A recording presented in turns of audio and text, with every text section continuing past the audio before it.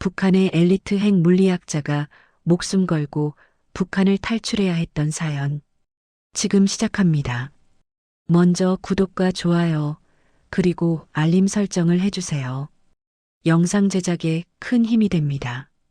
모스크바 외곽 둘브나 핵물리학 연구소. 2월에 러시아는 차가웠다.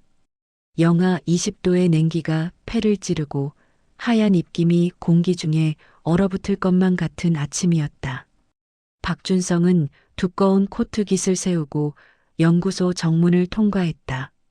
경비원이 그의 신분증을 확인하는 동안 박준성의 눈빛은 멀리 있었다. 북한에서 파견된 핵 물리학자, 조선민주주의인민공화국의 영광을 위해 일하는 과학자. 그것이 그의 공식적인 정체였다. 하지만 그의 머릿속은 오직 한 가지 생각뿐이었다. 소희, 8살 딸의 이름이었다. 심장이 약한 아이. 선천성 심장 기형으로 태어나 평생을 약물에 의존해야 하는 아이. 러시아의 겨울 추위도, 연구소의 복잡한 수식도, 그 무엇도 박준성의 마음을 딸의 생각에서 떼어놓을 수 없었다. 박동무, 오늘 데이터 분석 결과 나왔습니까? 동료 연구원 최철민이 다가왔다. 그 역시 평양에서 온 과학자였다. 충성심이 투철하고 당의 노선을 철저히 따르는 인물. 박준성은 고개를 끄덕이며 서류 뭉치를 건넸다. 예, 어제 밤새 작업했습니다. 플루토늄 농축 효율성이 3.2% 증가했습니다. 훌륭합니다. 김정은 동지께서 기뻐하실 것입니다. 최철민의 목소리에는 자부심이 가득했다. 하지만 박준성은 그 말에 아무런 감정도 느끼지 못했다. 그저 일상적인 대화일 뿐이었다. 조국의 영광, 수령의 위엄, 그런 것들이 지금 그에게 무슨 의미가 있단 말인가.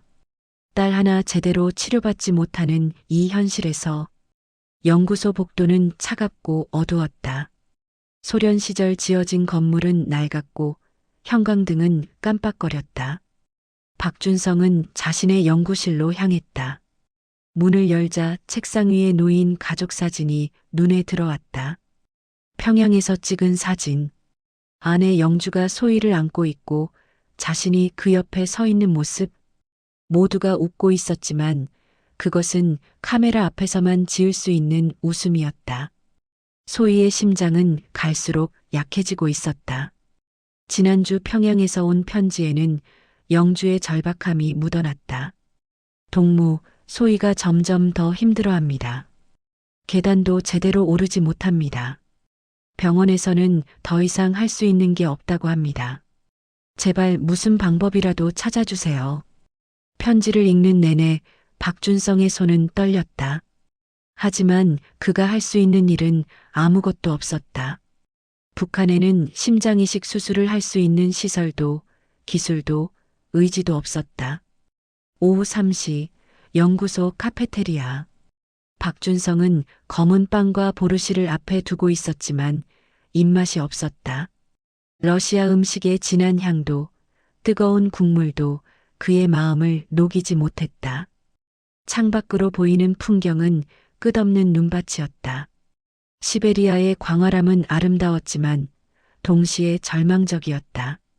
이 광대한 땅 어디에도 그의 딸을 구할 방법은 없었다. 박 박사님, 낯선 목소리가 들렸다. 박준성은 고개를 들었다. 30대 중반으로 보이는 한국인 남자가 테이블 맞은편에 앉았다. 깔끔한 정장 차림에 차분한 인상. 하지만 그의 눈빛은 날카로웠다. 누구십니까? 박준성은 경계심을 드러냈다. 러시아에서 북한 과학자에게 말을 거는 한국인이라면 그것은 오직 한 가지 의미였다. 정보원, 장민혁이라고 합니다. 잠깐 이야기 나눌 수 있을까요? 저는 남조선 사람과 대화할 수 없습니다. 박준성은 자리에서 일어나려 했다. 하지만 장민혁의 다음 말이 그를 멈춰 세웠다. 소희 양의 심장 상태에 대해 이야기하고 싶습니다. 박준성의 온몸이 굳었다. 그의 눈빛이 흔들렸다. 어떻게 이 남자가 딸의 이름을 아는가? 어떻게 심장 질환을 알고 있는가? 앉으십시오. 박 박사님. 저는 적이 아닙니다. 장민혁의 목소리는 부드러웠지만 단호했다. 박준성은 천천히 자리에 다시 앉았다. 주변을 둘러봤지만 다른 연구원들은 멀리 떨어져 있었다. 소희 양은 지금 디곡신과 이뇨제를 복용하고 있습니다. 하지만 그것으로는 부족합니다. 선천성 대동맥 협착증, 판막 치환술이 필요합니다. 북한에는 그런 수술을 할 수 있는 곳이 없죠. 장민혁은 차갑게 식은 차를 한 모금 마셨다. 우리는 6개월 전부터 박 박사님을 주시해 왔습니다. 당신의 연구 능력, 가족 상황, 그리고 당신의 고민까지. 무슨 말을 하려는 겁니까? 박준성의 목소리는 떨렸다. 분노인지 두려움인지 알 수 없었다. 한국으로 오십시오. 가족과 함께. 우리는 소희 양을 위한 최고의 의료진을 준비하겠습니다. 삼성서울병원 심장외과 팀입니다. 생존율 98%. 소희 양은 살 수 있습니다. 침묵이 흘렀다. 카페테리아의 소음도, 난방기의 웅웅거리는 소리도 사라진 듯했다. 박준성의 귓가에는 오직 자신의 심장 박동 소리만 들렸다. 저는 조국의 과학자입니다. 조국이 당신의 딸을 살릴 수 있습니까? 장민혁의 질문은 날카로웠다. 박준성은 대답할 수 없었다. 그는 답을 알고 있었다. 북한은 그의 딸을 살릴 수 없다. 아니, 살릴 의지조차 없다. 생각해 보십시오. 저는 내일 다시 오겠습니다. 같은 시간, 같은 장소에서. 장민혁은 자리에서 일어나며 작은 종이를 테이블에 놓았다. 전화번호가 적혀 있었다. 딸을 위한 선택입니다. 박 박사님. 과학자로서의 명예가 아니라 아버지로서의 결정입니다. 그는 조용히 카페테리아를 떠났다. 박준성은 그 종이를 바라보며 한참을 움직이지 못했다. 주변의 러시아 연구원들이 그를 이상하게 쳐다봤지만 그는 개의치 않았다. 그날 밤 박준성은 잠을 이루지 못했다. 연구소 기숙사의 좁은 방. 창밖으로는 눈이 내리고 있었다. 그는 천장을 바라보며 장민혁의 말을 되새겼다. 딸을 위한 선택. 그 말이 머릿속에서 떠나지 않았다. 평양에 있는 가족을 떠올렸다. 영주는 지금 무엇을 하고 있을까? 소희는 잠들었을까? 아니면 숨이 차서 고통스러워하고 있을까? 밤마다 산소호흡기 소리를 들으며 잠드는 딸. 푸른 입술로 아빠 언제 와? 라고 물어보는 딸. 그 모습이 눈앞에 선했다. 박준성은 책상 서랍을 열고 오래된 편지 한 통을 꺼냈다. 1년 전 소희가 보낸 편지였다. 어린아이의 서툰 글씨체로 쓰여 있었다. 사랑하는 아빠에게. 아빠, 러시아는 춥나요? 저는 아빠가 보고 싶어요. 선생님이 아빠는 위대한 과학자라고 했어요. 저도 아빠처럼 훌륭한 사람이 되고 싶어요. 빨리 돌아와 주세요. 사랑해요. 편지를 읽는 박준성의 눈에서 눈물이 흘러내렸다. 위대한 과학자? 훌륭한 사람? 아니다. 그는 딸 하나 지키지 못하는 무능한 아버지일 뿐이었다. 다음 날 오후 3시, 박준성은 다시 카페테리아에 있었다.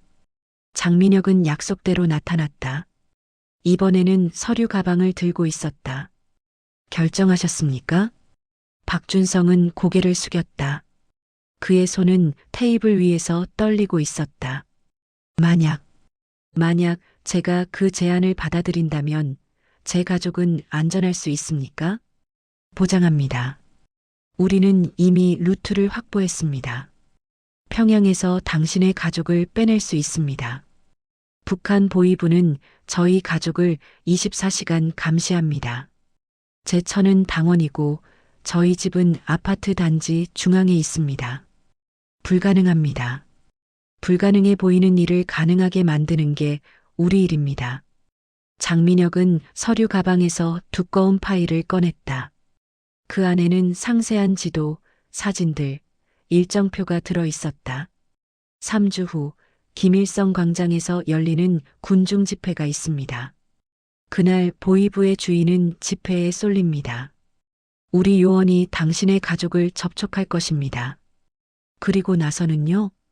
신의주를 거쳐 중국으로, 중국에서 몽골로, 몽골에서 한국으로 총 48시간 안에 완료됩니다. 박준성은 그 서류들을 바라봤다. 너무나 구체적이고 치밀한 계획이었다. 이들은 이미 모든 것을 준비해 놓았다. 그가 결심만 하면 되는 것이었다.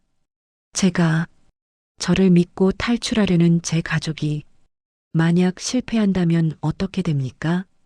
실패하지 않습니다.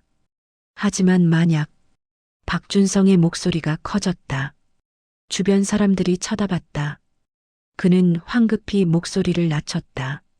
만약 실패한다면 제 가족은 정치범 수용소로 갑니다.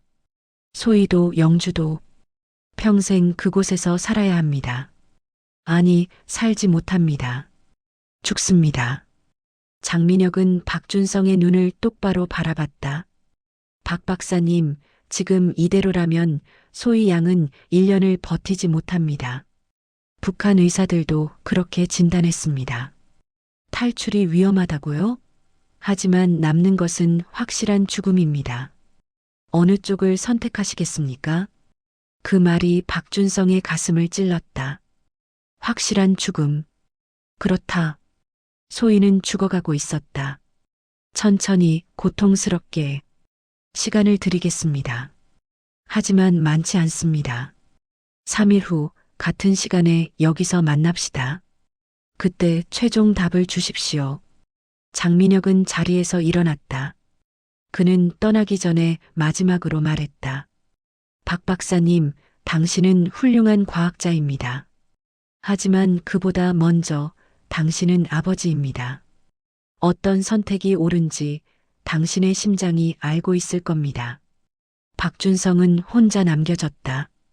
카페테리아의 소음이 다시 들려왔다. 접시 부딪히는 소리, 사람들의 대화 소리, 웃음소리. 모든 것이 너무나 일상적이었다.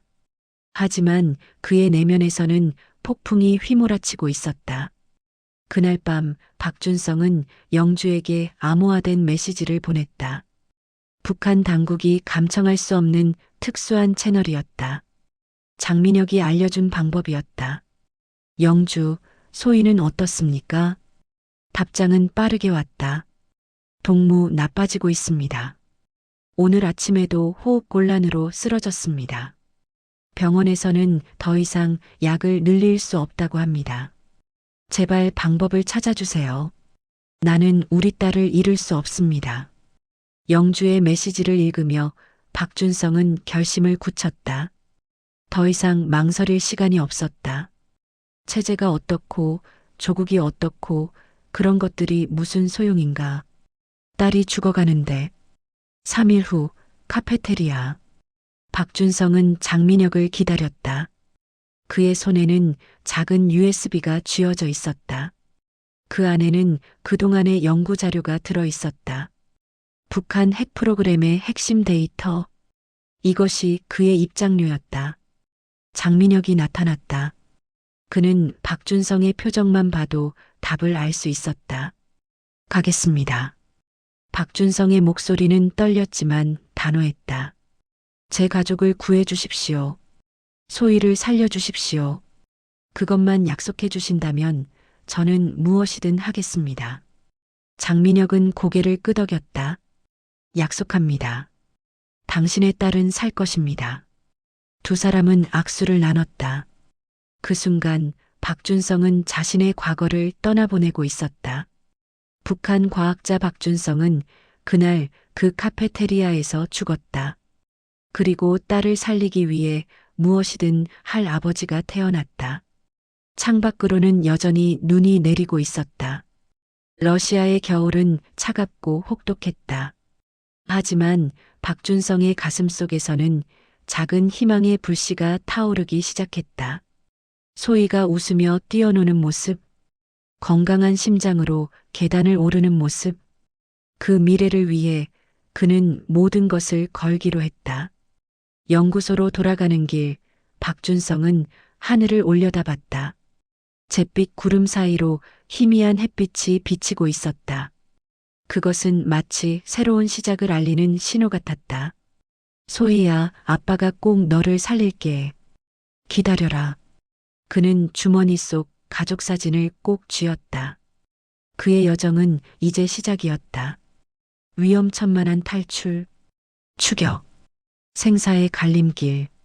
하지만 그 모든 것의 끝에는 딸의 생명이 있었다. 그것만으로 충분했다.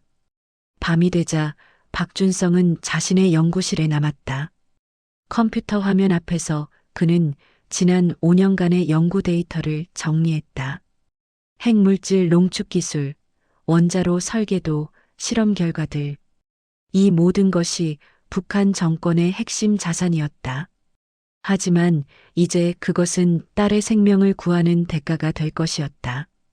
USB의 파일을 복사하면서 박준성의 손이 떨렸다. 이것은 배신이었다. 명백한 배신. 하지만 누구를 배신하는 것인가? 딸을 죽게 내버려두는 체제를 지키는 것과 딸을 살리기 위해 체제를 버리는 것. 어느 쪽이 진정한 배신인가? 복사가 완료되었다. 박준성은 USB를 주머니에 넣었다. 이것이 바로 소희의 새로운 심장을 위한 티켓이었다. 연구실을 나서며 그는 마지막으로 뒤를 돌아봤다. 5년 동안 일했던 공간, 수많은 밤을 지새우며 연구했던 곳, 동료들과 함께 토론하고 고민했던 곳. 이제 모두 과거가 될 것이었다. 복도를 걸으며 최철민과 마주쳤다. 박동무, 이렇게 늦게까지 무슨 일입니까? 아, 내일 발표 자료를 준비하고 있었습니다. 수고가 많습니다. 우리 조국을 위해. 최철민은 활짝 웃으며 지나갔다. 박준성은 그의 뒷모습을 바라봤다. 순수한 사람이었다. 진심으로 체제를 믿고 따르는 사람. 하지만 그 순수함이 때로는 잔인할 수 있다는 것을 박준성은 알고 있었다. 기숙사로 돌아와 침대에 누웠지만 잠은 오지 않았다. 머릿속으로 온갖 시나리오가 스쳐 지나갔다. 만약 탈출이 발각된다면? 만약 가족이 다친다면? 만약 소희가 이동 중에. 안 돼. 생각하지 마. 박준성은 자신을 다그쳤다. 부정적인 생각은 독이었다. 지금 필요한 것은 확신과 용기였다. 창밖을 바라봤다. 모스크바 외곽의 밤은 고요했다. 가로등 불빛 아래 눈이 반짝이고 있었다. 저 너머 어딘가에 평양이 있었다. 그곳에서 영주와 소희가 그를 기다리고 있었다. 조금만 기다려. 아빠가 간다. 박준성은 눈을 감았다. 그리고 딸의 웃는 얼굴을 떠올렸다. 그 미소를 지키기 위해서라면 그는 세상 모든 것과 싸울 준비가 되어 있었다.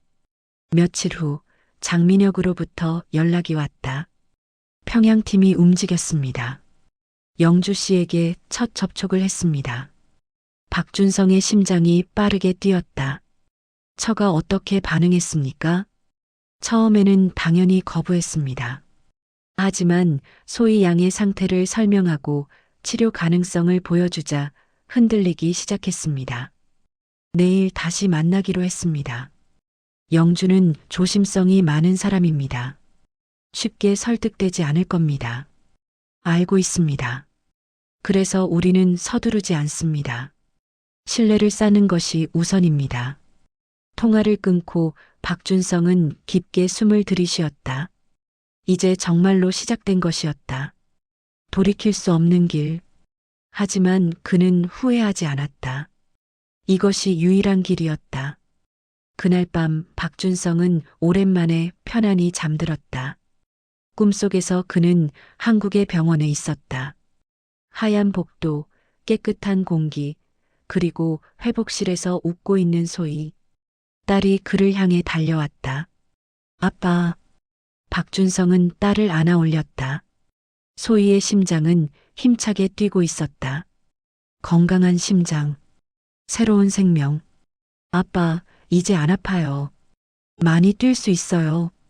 그래, 소희야. 이제 아프지 않을 거야. 아빠가 약속한다. 그는 딸을 꼭 안았다. 너무나 생생한 꿈이었다. 그리고 이 꿈이 곧 현실이 될 것이었다. 다음 날 아침, 박준성은 평소처럼 연구소로 출근했다. 하지만 그의 마음은 이미 저 멀리 평양에 가 있었다. 영주와 우리 요원의 두 번째 만남. 그것이 운명의 분기점이 될 것이었다. 점심시간 박준성은 식사도 거른 채 휴대전화를 쥐고 있었다. 오후 2시 메시지가 왔다. 영주 씨가 동의했습니다. 작전 개시합니다. 박준성은 눈물이 날 것 같았다. 영주가 결심을 한 것이다. 그의 아내는 용감한 여자였다. 딸을 위해서라면 무엇이든 할 어머니였다. 이제 남은 것은 실행뿐이었다. 3주 후 군중 집회일. 그날이 D-데이였다. 박준성은 러시아에서 중국으로 이동하고 같은 시각 평양에서는 가족이 탈출을 시도할 것이었다. 카운트다운이 시작되었다. 21일, 504시간, 3240분. 매 순간이 길게 느껴졌지만 동시에 너무나 빠르게 지나갔다. 박준성은 매일 밤 가족에게 암호화된 메시지를 보냈다. 사랑한다. 곧 만난다. 조금만 참아라. 그리고 영주로부터 답장이 왔다. 우리는 준비됐다. 소희도 알고 있다. 우리 모두 기다린다. 연구소에서의 일상은 계속되었다. 하지만 박준성의 내면에서는 엄청난 변화가 일어나고 있었다. 그는 더 이상 체제의 도구가 아니었다. 그는 자유를 향해 나아가는 아버지였다. 2주가 지났다. 1주가 남았다. 그리고 마침내 D-데이 전날. 장민혁과의 마지막 대면. 내일입니다. 박 박사님. 준비되셨습니까? 예. 후회는 없습니까? 박준성은 고개를 저었다. 후회는 없습니다. 오직 소희만 생각합니다. 좋습니다. 내일 오전 10시 공항에서 만납시다. 당신의 비행기는 11시에 출발합니다. 제 가족은요? 평양에서 동시에 움직입니다. 48시간 후 한국에서 만날 것입니다. 박준성은 깊게 숨을 들이쉬었다. 이제 정말 마지막이었다. 내일이면 모든 것이 바뀔 것이었다. 그날 밤 박준성은 연구실의 모든 개인 물품을 정리했다. 가족 사진, 개인 노트, 딸이 보낸 편지 모두 가방에 넣었다. 그리고 컴퓨터의 모든 데이터를 삭제했다. 흔적을 남기지 않기 위해 마지막으로 연구실을 나서며 그는 뒤를 돌아보지 않았다. 과거는 과거였다. 이제 그의 앞에는 미래만이 있었다. 기숙사 방으로 돌아와 짐을 챙겼다. 많지 않았다. 옷 몇 벌, 서류들, 그리고 USB. 이것이 그의 전 재산이었다. 새벽 4시, 박준성은 잠들지 않고 창밖을 바라봤다. 동이 트기 시작했다. 새로운 날의 시작. 새로운 삶의 시작. 소희야, 아빠가 간다. 조금만 기다려라. 곧 만날 거야. 그는 가방을 메고 방문을 나섰다. 복도는 조용했다. 모두가 아직 잠들어 있었다. 박준성은 소리 없이 건물을 빠져나갔다. 밖은 여전히 추웠다. 하지만 그의 가슴은 뜨거웠다. 희망으로, 두려움으로, 사랑으로. 택시를 잡아타고 공항으로 향했다. 차창 밖으로 모스크바의 풍경이 스쳐 지나갔다. 5년 동안 살았던 도시. 이제 영원히 작별이었다. 공항에 도착했다. 장민혁이 약속대로 기다리고 있었다. 박 박사님, 이쪽입니다. 그들은 보안 검색대를 통과했다. 아무 문제 없이 장민혁의 인맥이 작동하고 있었다. 탑승구로 향하는 길, 박준성은 마지막으로 러시아 땅을 밟았다. 그리고 비행기에 올랐다. 이제 시작입니다. 장민혁의 말에 박준성은 고개를 끄덕였다. 비행기가 이륙했다. 창밖으로 모스크바가 작아지고 있었다. 그리고 그는 새로운 세계를 향해 날아가고 있었다. 같은 시각, 평양. 영주는 소희의 손을 잡고 김일성 광장으로 향하고 있었다. 군중 속에 섞여 들어가며 그녀의 심장은 미친 듯이 뛰고 있었다. 두려움과 희망이 교차했다. 엄마, 우리 어디 가요? 조금만 기다려, 소희야. 곧 아빠를 만날 거야. 소희는 엄마의 손을 꼭 잡았다. 약한 심장으로 걷는 것조차 힘들었지만 그 아이는 용감했다. 광장은 사람들로 가득 찼다. 수만 명의 군중이 구호를 외치고 있었다.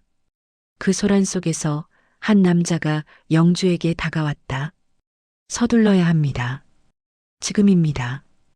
영주는 고개를 끄덕였다. 그리고 소희를 안아 올렸다. 그들의 탈출이 시작되었다. 평양, 보통강구역 아파트 단지.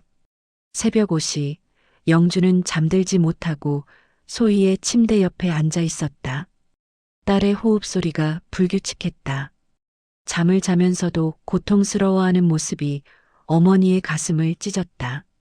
산소호흡기가 규칙적으로 숨을 내쉬었지만 소희의 입술은 여전히 푸르스름했다. 후, 후. 작은 가슴이 들썩일 때마다 영주는 함께 숨을 쉬었다. 마치 자신의 숨이 딸에게 전달되기라도 하는 것처럼. 하지만 현실은 잔인했다. 소희의 심장은 갈수록 약해지고 있었다. 창밖으로 평양의 아침이 밝아오고 있었다. 대동강 너머로 주체 사상탑이 보였다. 170m 높이의 석탑. 체제의 상징. 영주는 그것을 바라보며 씁쓸하게 웃었다. 저 거대한 탑을 세울 돈이면 얼마나 많은 아이들을 치료할 수 있었을까. 엄마. 소희가 눈을 떴다. 작고 맑은 눈동자. 하지만 그 속에는 피로가 가득했다. 소희야, 깼어? 아직 일찍 일어났구나. 숨이 차요. 영주는 재빨리 산소호흡기의 유량을 높였다. 소희가 천천히 숨을 들이쉬었다. 그 작은 몸이 얼마나 힘들게 싸우고 있는지 영주는 너무나 잘 알고 있었다. 조금만 참아, 우리 딸. 곧 좋아질 거야. 아빠는 언제 와요? 그 질문이 영주의 가슴을 찔렀다. 남편 준성은 러시아에 있었다. 조국을 위해 일하고 있다고 했다. 하지만 영주는 알고 있었다. 남편이 얼마나 괴로워하는지, 가족을 지키지 못하는 자책감에 시달리고 있다는 것을. 곧 올 거야. 아빠가 보고 싶지? 응. 아빠가 오면 나 나을 수 있을까요? 영주는 대답할 수 없었다. 눈물이 목을 막았다. 그녀는 딸을 꼭 안아주었다. 그럼, 물론이지. 우리 소희는 꼭 나을 거야. 하지만 그것은 거짓말이었다. 북한에서 소희가 나을 가능성은 없었다. 영주는 의사들에게 수없이 물어봤다. 하지만 답은 항상 같았다. 죄송합니다. 우리가 할 수 있는 것은 여기까지입니다. 아침 7시, 영주는 소희에게 약을 먹였다. 디곡신 0.125mg, 프로세미드 20mg, 스피로놀락톤 25mg. 매일 아침 그리고 저녁. 하루도 빠짐없이. 하지만 약의 효과는 점점 줄어들고 있었다. 몸이 내성이 생긴 것이었다. 엄마, 이 약 먹으면 토할 것 같아요. 참아야 해, 소희야. 이거 먹어야 나아.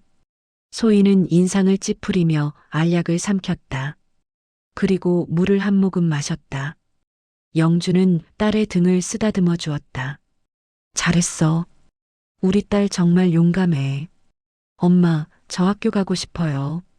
소희는 3개월째 학교에 가지 못하고 있었다. 계단을 오르는 것조차 힘들었기 때문이다. 친구들은 모두 학교에서 공부하고 놀고 있었지만 소희는 집에만 갇혀 있었다. 조금만 더 참자. 나으면 학교 갈 수 있어. 정말요? 응, 약속한다. 또 하나의 거짓말. 영주는 자신이 얼마나 많은 거짓말을 하고 있는지 세어보지 않았다. 하지만 어쩔 수 없었다. 딸에게 진실을 말할 수는 없었다. 너는 죽어가고 있어. 이 나라는 너를 살릴 수 없어. 그런 말을 어떻게 할 수 있겠는가. 오전 10시 인민병원 진료 예약 시간. 영주는 소희를 업고 병원으로 향했다. 아파트에서 병원까지는 15분 거리였지만 소희를 업고 가기에는 힘든 길이었다. 다행히 이웃 아주머니가 도와주었다. 영주 동무, 소희가 오늘은 어때요? 어제보다 조금 나아 보입니다. 그것도 거짓말이었다. 사실 소희는 어제보다 더 안 좋았다. 하지만 영주는 동정 어린 시선을 받고 싶지 않았다. 강한 어머니로 보이고 싶었다. 병원 대기실은 사람들로 붐볐다. 노인들, 아이들, 환자들. 모두가 고통 속에 있었지만 의료 시스템은 그들을 감당할 수 없었다. 약은 부족했고 장비는 낡았으며 의사들은 지쳐 있었다. 박소의 어린이, 진료실로 들어오십시오. 영주는 소희를 안고 진료실로 들어갔다. 담당의 리창호 선생이 그들을 맞이했다. 50대 중반의 의사. 진지하고 성실한 사람이었지만 그의 눈빛에는 무력함이 서려 있었다. 앉으십시오. 리 선생은 청진기로 소희의 심장 소리를 들었다. 그의 표정이 어두워졌다. 심잡음이 더 심해졌습니다. 그게 무슨 뜻입니까? 판막이 더 좁아지고 있다는 뜻입니다. 혈액순환이 제대로 되지 않습니다. 영주는 입술을 깨물었다. 수술은 안 됩니까? 리 선생은 고개를 저었다. 동무도 아시잖습니까? 우리 병원에는 그런 시설이 없습니다. 평양의학대학병원에도 없습니다. 전국 어디에도. 그럼 러시아는요? 중국은요? 러시아에서 수술을 받은 아이들이 몇 명 있었습니다. 하지만 돌아와서 관리를 받지 못해 모두. 리 선생은 말을 잇지 못했다. 그 침묵이 모든 것을 말해주었다. 모두 죽었다는 뜻이었다. 그럼 우리 소희는 어떻게 됩니까? 영주의 목소리가 떨렸다. 리 선생은 영주의 눈을 똑바로 바라보지 못했다. 약을 계속 드리겠습니다. 하지만 솔직히 말씀드리면 이 상태로는 6개월을 넘기기 어렵습니다. 6개월. 그 말이 영주의 머리를 강타했다. 6개월. 180일. 딸에게 남은 시간. 영주는 현기증을 느꼈다. 다른 방법은 정말 없습니까? 죄송합니다. 리 선생의 사과는 진심이었다. 그도 의사로서 무력감을 느끼고 있었다. 환자를 살릴 수 없다는 것. 그것이 의사에게 가장 큰 고통이었다. 병원을 나서며 영주는 눈물을 참았다. 소희 앞에서는 울 수 없었다. 강해야 했다. 하지만 집에 도착하자마자 화장실에 들어가 소리 없이 울었다. 주먹으로 벽을 쳤다. 왜? 그날 밤 준성에게서 암호화된 메시지가 왔다. 영주 만날 사람이 있습니다. 내일 오후 2시 모란봉공원 은행나무 아래에서 혼자 오십시오. 영주는 메시지를 읽고 또 읽었다. 누구를 만난다는 것인가? 왜 혼자 오라는 것인가? 불안감이 엄습했다. 하지만 동시에 작은 희망도 싹텄다. 혹시 다음 날 오후 2시 모란봉공원. 영주는 소희를 이웃에게 맡기고 공원으로 향했다. 2월의 평양은 여전히 추웠다. 대동강의 얼음이 아직 녹지 않았다. 공원에는 사람이 많지 않았다. 추운 날씨 때문이었다. 은행나무 아래에 한 여자가 서 있었다. 30대 초반으로 보이는 여성. 평범한 옷차림. 하지만 그녀의 눈빛은 날카로웠다. 박영주 동무이십니까? 예. 저는 최선이라고 합니다. 박준성 동무가 저를 보내셨습니다. 영주의 심장이 빠르게 뛰기 시작했다. 남편이 무슨 일입니까? 조용히 걸으면서 이야기하죠. 두 여자는 공원 산책로를 따라 걸었다. 주변에 사람이 없는 것을 확인한 후 최선희가 입을 열었다. 박동무, 소희 어린이의 상태에 대해 들었습니다. 심장이 매우 안 좋다고요. 어떻게? 우리는 많은 것을 알고 있습니다. 그리고 도울 수 있습니다.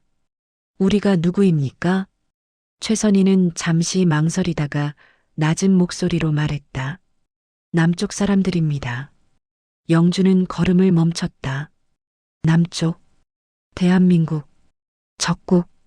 저는 남조선 간첩과 이야기할 수 없습니다. 영주는 돌아서려 했다. 하지만 최선희의 다음 말이 그녀를 붙잡았다. 소희를 살릴 수 있습니다. 영주는 몸이 굳었다. 서울에 삼성서울병원이 있습니다. 아시아 최고의 심장외과 센터입니다. 소아심장이식 성공률 98%. 소희 같은 아이들을 수백 명 살렸습니다. 거짓말입니다. 거짓말이 아닙니다. 이걸 보십시오. 최선희는 조그만 사진을 꺼냈다. 수술 후 회복한 아이들의 모습이었다. 건강하게 웃고 있는 얼굴들. 이 아이들은 모두 선천성 심장질환을 앓았습니다. 하지만 지금은 정상적인 생활을 하고 있습니다.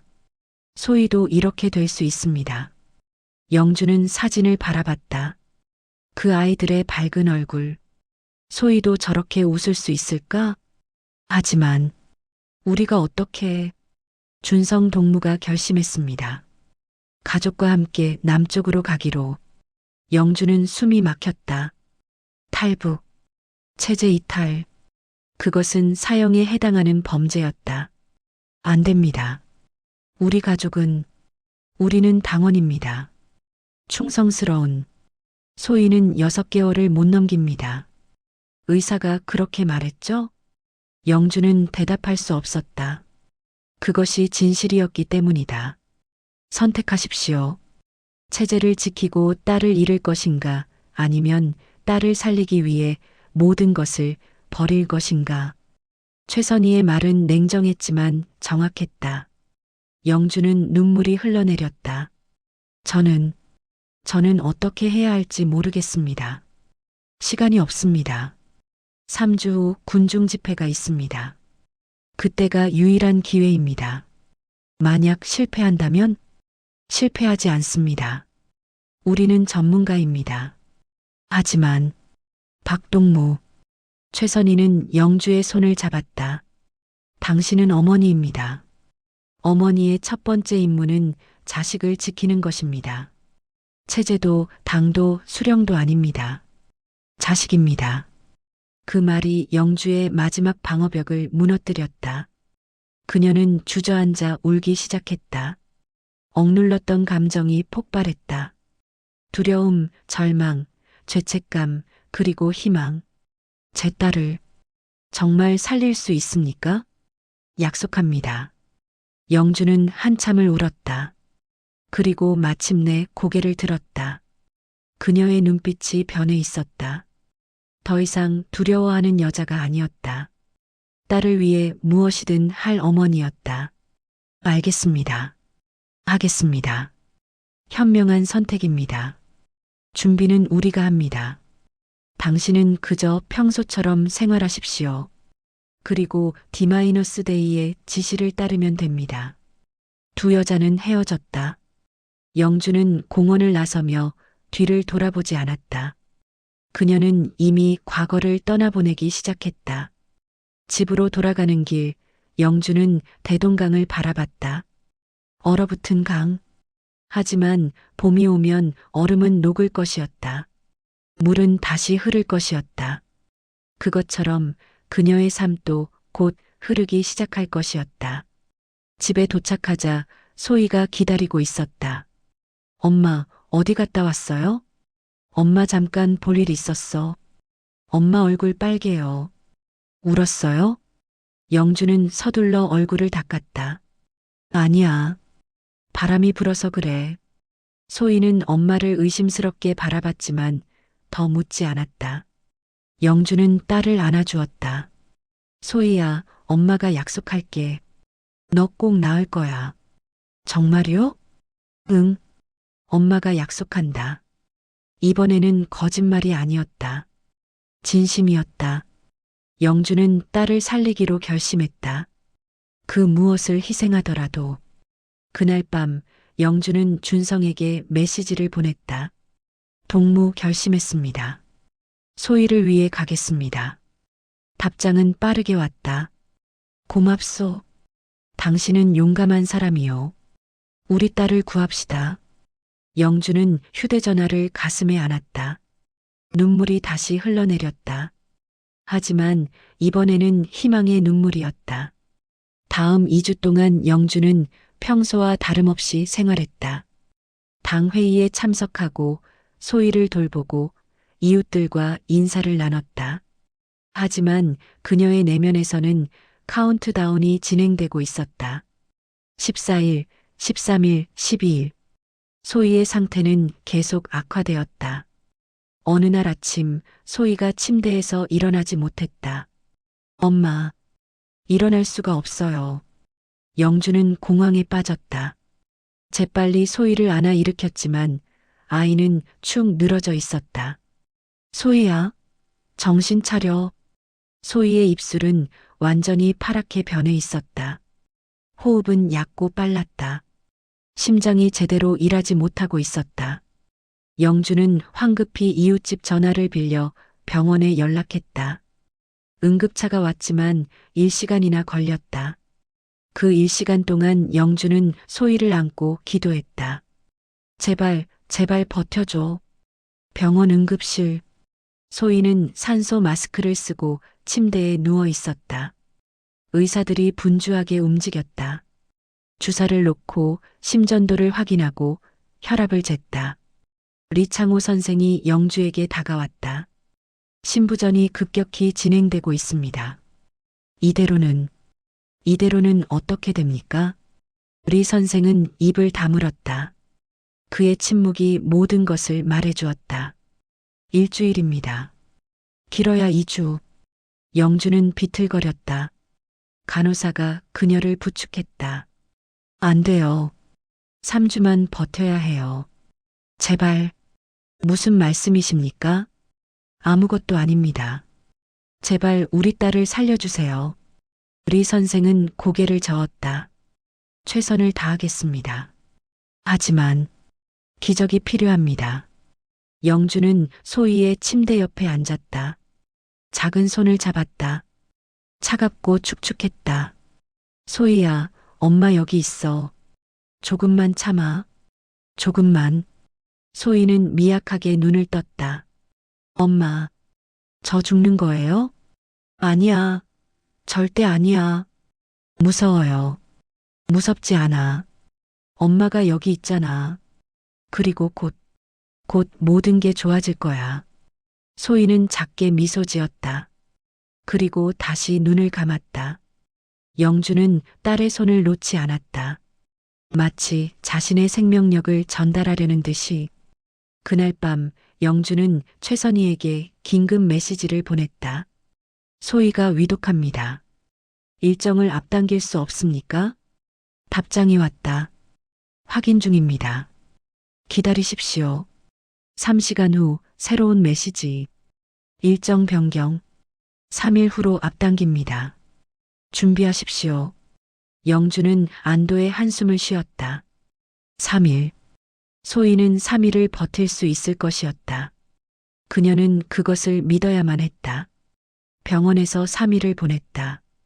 소희는 중환자실에서 생명유지장치에 의존했다. 영주는 한시도 떠나지 않고 곁을 지켰다. 동무, 집에 가서 쉬십시오. 간호사가 권했다. 괜찮습니다. 저는 여기 있겠습니다. 하지만 동무도 쉬어야. 저는 괜찮습니다. 영주의 목소리는 날카로웠다. 간호사는 더 이상 말하지 않았다. D-데이 전날 밤, 영주는 소희를 바라보며 속삭였다. 소희야, 내일 우리 큰일을 할 거야. 엄마를 믿고 따라와야 해. 알겠지? 소희는 대답할 수 없었다. 산소 마스크 너머로 약한 숨소리만 들렸다. 우리 꼭 성공할 거야. 그리고 아빠를 만날 거야. 새로운 곳에서 새로운 삶을 시작할 거야. 영주는 딸의 이마에 키스했다. 그녀의 눈에서 눈물이 흘러내렸지만 이번에는 결의에 찬 눈물이었다. 사랑한다, 우리 딸. 엄마가 꼭 지켜줄게. 다음 날 아침 작전이 시작되었다. 2월 22일 오전 6시 평양인민병원 중환자실. 최선희가 간호사 복장으로 병실에 들어왔다. 평소와 다름없는 표정이었지만 그녀의 눈빛은 긴장감으로 가득했다. 영주는 즉시 그녀를 알아봤다. 준비됐습니까? 영주는 고개를 끄덕였다. 그녀의 손은 떨리고 있었지만 결심은 흔들리지 않았다. 소희의 상태는요? 안정적입니다. 이동 가능합니다. 하지만 시간이 많지 않습니다. 최선희는 재빨리 소희의 생체 신호를 확인했다. 혈압 8050, 심박수 110, 산소 포화도 88%. 위험한 수치였지만 이동은 가능했다. 지금부터 제 지시를 정확히 따르십시오. 조금의 실수도 허용되지 않습니다. 최선희는 가방에서 작은 휴대용 산소호흡기를 꺼냈다. 병원 것보다 훨씬 작고 가벼웠다. 이걸로 교체합니다. 배터리는 6시간 지속됩니다. 6시간이면 충분합니까? 충분해야 합니다. 최선희는 능숙하게 산소호흡기를 교체했다. 소희는 여전히 깊은 잠에 빠져 있었다. 진정제 덕분이었다. 10분 후 간호사 교대 시간입니다. 그때 우리가 움직입니다. 영주는 시계를 보았다. 6시 8분. 2분 남았다. 소희를 제가 안습니까? 아니요. 제가 안습니다. 당신은 제 뒤를 따라오기만 하면 됩니다. 누가 뭐라 해도 대답하지 마십시오. 6시 10분 정각. 복도에서 간호사들의 발소리가 들렸다. 교대조가 오고 있었다. 최선희는 영주에게 눈짓했다. 지금이다. 소희를 조심스럽게 안아 올렸다. 아이의 몸은 깃털처럼 가벼웠다. 영주는 가방을 메고 최선희를 따라 병실을 나섰다. 복도는 붐볐다. 교대 시간이라 간호사들과 의사들이 분주하게 움직이고 있었다. 하지만 아무도 그들을 주목하지 않았다. 환자를 이송하는 것은 일상적인 일이었다. 엘리베이터 앞. 잠깐만요. 뒤에서 목소리가 들렸다. 영주의 심장이 멈추는 것 같았다. 하지만 최선희는 침착했다. 리창호 선생이 다가왔다. 소희를 어디로 데려가십니까? X-레이 촬영입니다. 최선희의 목소리는 자연스러웠다. X-레이는 오후 스케줄인데요. 응급으로 앞당겼습니다. 심장 상태 확인 필요합니다. 리 선생은 의심스러운 표정을 지었다. 하지만 그 순간 엘리베이터 문이 열렸다. 최선희는 재빨리 안으로 들어갔고 영주도 따라갔다. 잠깐. 리 선생이 손을 뻗었지만 문은 이미 닫히고 있었다. 그의 당황한 얼굴이 마지막으로 보였다. 그리고 엘리베이터가 내려가기 시작했다. 발각됐습니까? 영주의 목소리가 떨렸다. 아직 아닙니다. 하지만 곧 알아챌 겁니다. 서둘러야 합니다. 지하 1층에 도착했다. 문이 열리자 또 다른 요원이 기다리고 있었다. 30대 남자, 의사 가운을 입고 있었다. 차는 준비됐습니까? 후문에 대기 중입니다. 그들은 복도를 빠르게 걸었다. 영주는 숨이 가빴지만 멈출 수 없었다. 소희는 여전히 잠들어 있었다. 휴대용 산소호흡기가 조용히 작동하고 있었다. 후문, 하얀색 구급차가 대기하고 있었다. 하지만 일반 구급차가 아니었다. 내부는 완전히 개조되어 있었다. 의료장비, 약품, 침대, 작은 이동식 중환자실이었다. 빨리 타십시오. 영주와 최선희가 차에 올랐다. 문이 닫히자마자 차는 출발했다. 병원을 빠져나가는 순간 영주는 뒤를 돌아봤다. 그곳에서 8년을 살았던 평양, 소희가 태어난 곳, 이제 영원히 작별이었다. 고개를 돌리지 마십시오. 앞만 보십시오. 최선희의 목소리는 단호했다. 차는 평양 시내를 빠져나가고 있었다. 운전사는 능숙하게 골목길을 이용했다. 감시, 카메라를 피하는 루트였다. 목적지는 어디입니까? 신의주입니다. 중국 국경? 신의주까지는 5시간 거리인데 3시간 안에 도착합니다.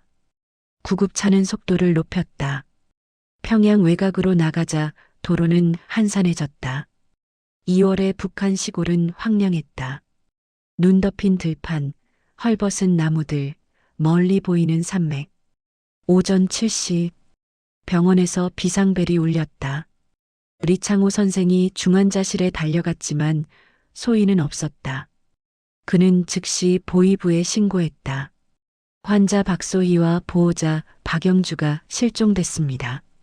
보위부는 즉각 비상체제에 들어갔다. 모든 검문소에 경보가 발령됐다. 평양 시내 모든 차량 검색이 시작됐다. 하지만 그들은 이미 늦었다. 영주 일행은 이미 평양을 벗어나 북쪽으로 향하고 있었다. 오전 8시 평성 검문소, 구급차가 멈춰섰다. 보위부 요원이 다가왔다. 차를 세웁니다. 검색합니다. 운전사는 서류를 내밀었다. 응급환자 이송 중입니다. 모든 차량을 검색하라는 명령입니다. 요원이 뒤쪽 문을 열려고 했다. 그 순간 안에서 최선희가 나왔다. 그녀의 손에는 권총이 쥐어져 있었다. 죄송합니다. 소음기가 달린 권총에서 작은 소리가 났다. 퍽! 보위부 요원이 쓰러졌다. 다른 요원이 총을 빼려 했지만 이미 늦었다. 퍽! 그도 쓰러졌다. 시체를 차 안에 넣으십시오. 빨리. 운전사와 또 다른 요원이 시체들을 구급차 안에 밀어 넣었다. 그리고 차는 다시 출발했다. 영주는 충격에 빠져 있었다. 방금 두 사람이 죽었다. 그녀의 눈앞에서 저들은 우리를 막으려 했습니다. 선택의 여지가 없었습니다. 최선희의 목소리는 차가웠다. 이제 돌아갈 수 없습니다. 우리는 끝까지 가야 합니다. 영주는 소희를 꼭 안았다. 딸은 여전히 잠들어 있었다. 아무것도 모르는 순진한 얼굴. 이 모든 것이 딸을 위한 것이었다. 오전 10시 정주를 지나고 있었다. 라디오에서 뉴스가 흘러나왔다. 긴급 통보입니다. 평양인민병원에서 환자와 보호자가 불법적으로 이탈했습니다. 박소혜 8세 여아와 박영주 33세 여성. 이들을 발견하는 즉시 신고하시기 바랍니다. 체제 전복을 꾀하는 반역자들입니다. 영주는 라디오를 끄고 싶었지만 그럴 수 없었다. 이것이 현실이었다. 그녀는 이제 반역자였다. 추적당하는 범죄자였다. 두려우십니까? 최선희가 물었다. 예, 당연합니다. 하지만 후회하십니까? 영주는 고개를 저었다. 아니요. 절대. 그럼 됐습니다. 두려워하되 흔들리지 마십시오. 차는 계속 북쪽으로 달렸다. 신의주까지는 아직 2시간 남았다. 오전 11시 구급차가 갑자기 멈춰섰다. 무슨 일입니까? 앞에 검문소가 있습니다. 큰 규모입니다. 운전사의 목소리가 긴장되어 있었다. 최선희는 망원경으로 앞을 살펴봤다. 군인들이 도로를 완전히 봉쇄하고 있었다. 적어도 20명 이상. 무장이 중무장이었다. 돌파할 수 없습니다. 우회해야 합니다. 우회 루트가 있습니까? 산길이 있습니다. 하지만 험합니다. 선택의 여지가 없습니다. 가십시오. 차는 방향을 틀어 산길로 들어섰다. 포장도 안 된 비포장도로였다. 차가 심하게 흔들렸다.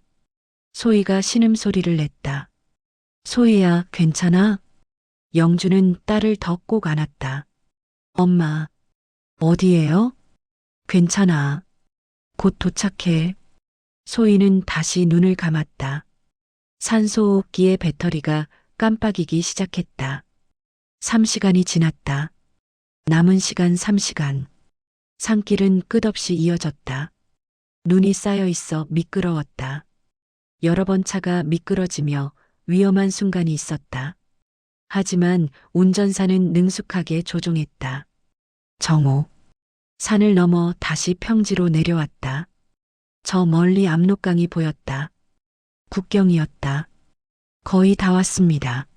하지만 그 순간 뒤에서 사이렌 소리가 들렸다. 군용 트럭 3대가 그들을 추격하고 있었다. 발견됐습니다.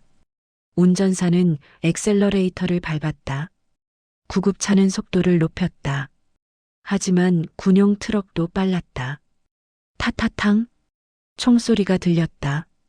후미 유리창이 깨졌다. 엎드리십시오. 영주는 소희를 안은 채 바닥에 엎드렸다. 총알이 차 안으로 날아왔다. 최선희는 뒷문을 열고 반격했다. 퍽퍽퍽. 그녀의 사격은 정확했다. 한 트럭의 타이어가 터졌다.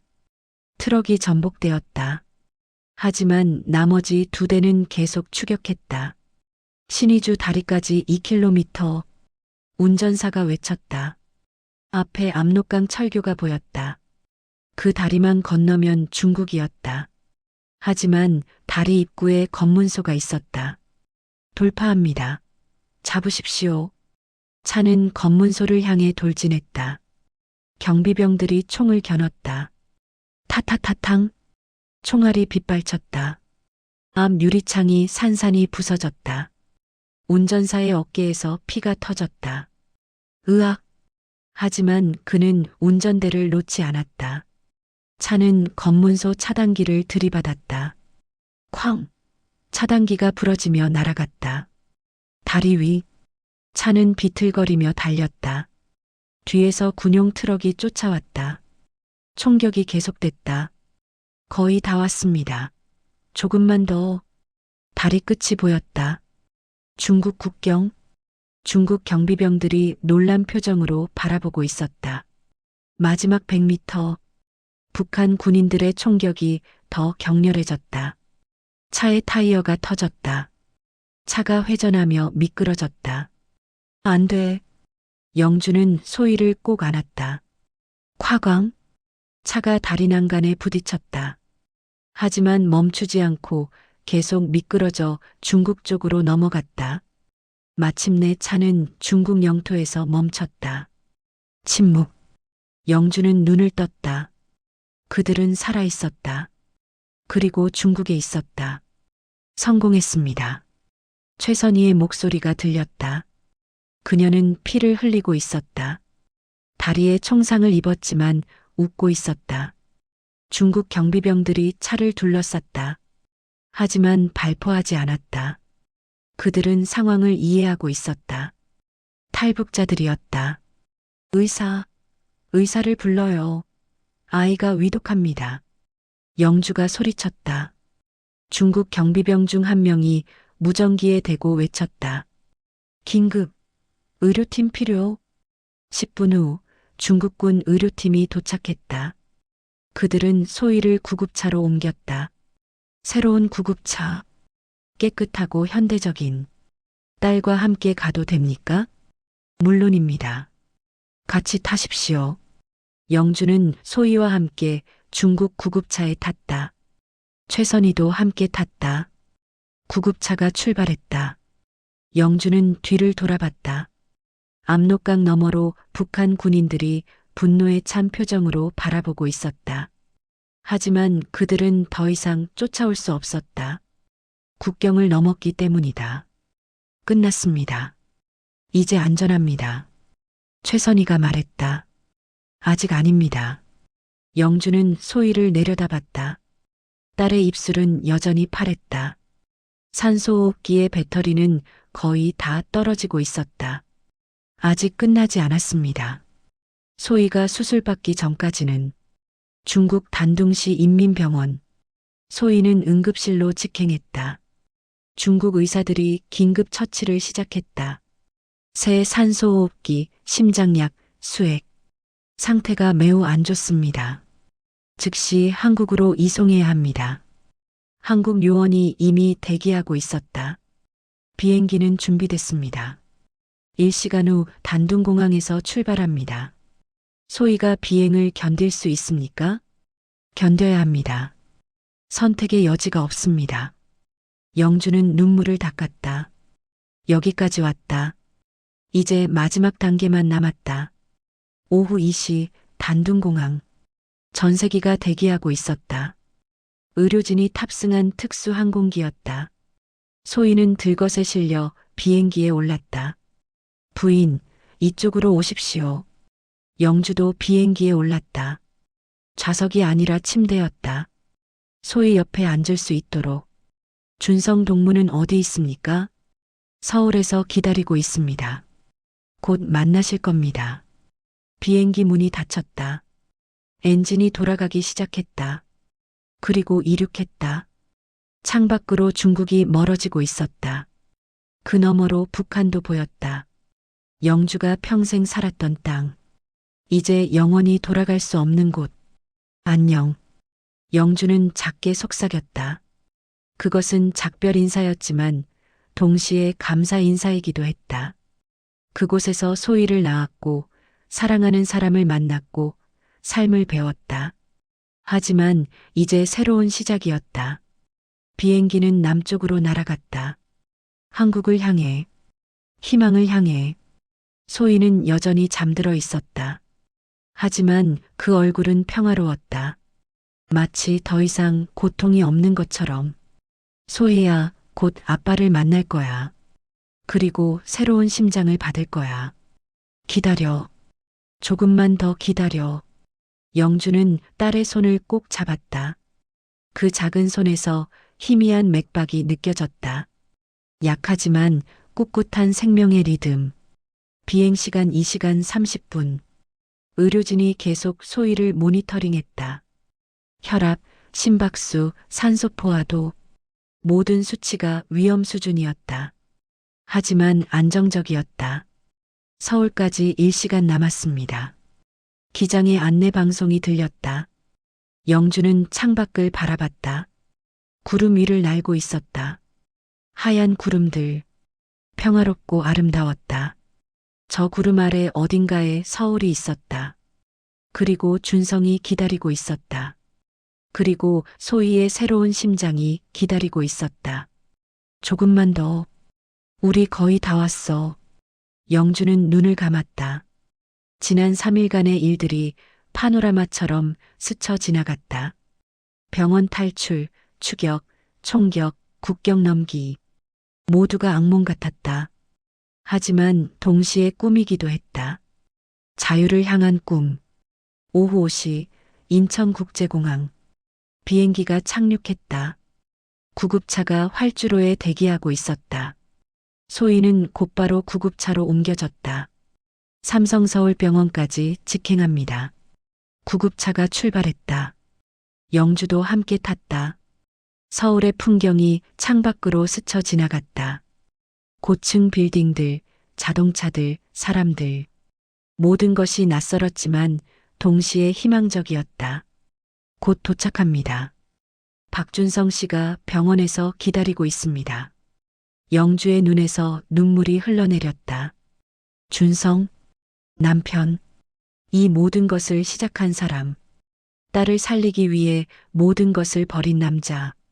빨리, 빨리 가주세요. 구급차는 서울 시내를 질주했다. 사이렌이 울렸다.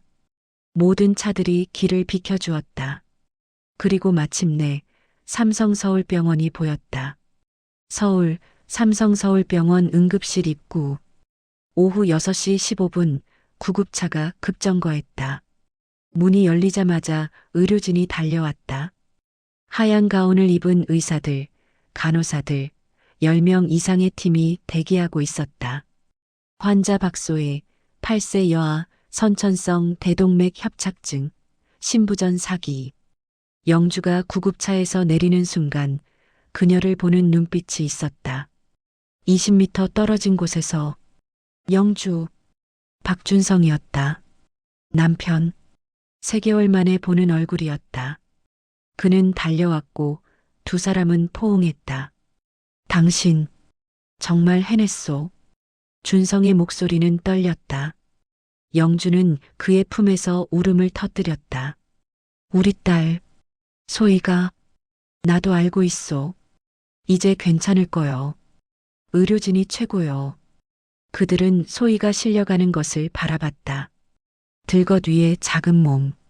산소 마스크 너머로 보이는 창백한 얼굴. 박소의 환자 보호자분.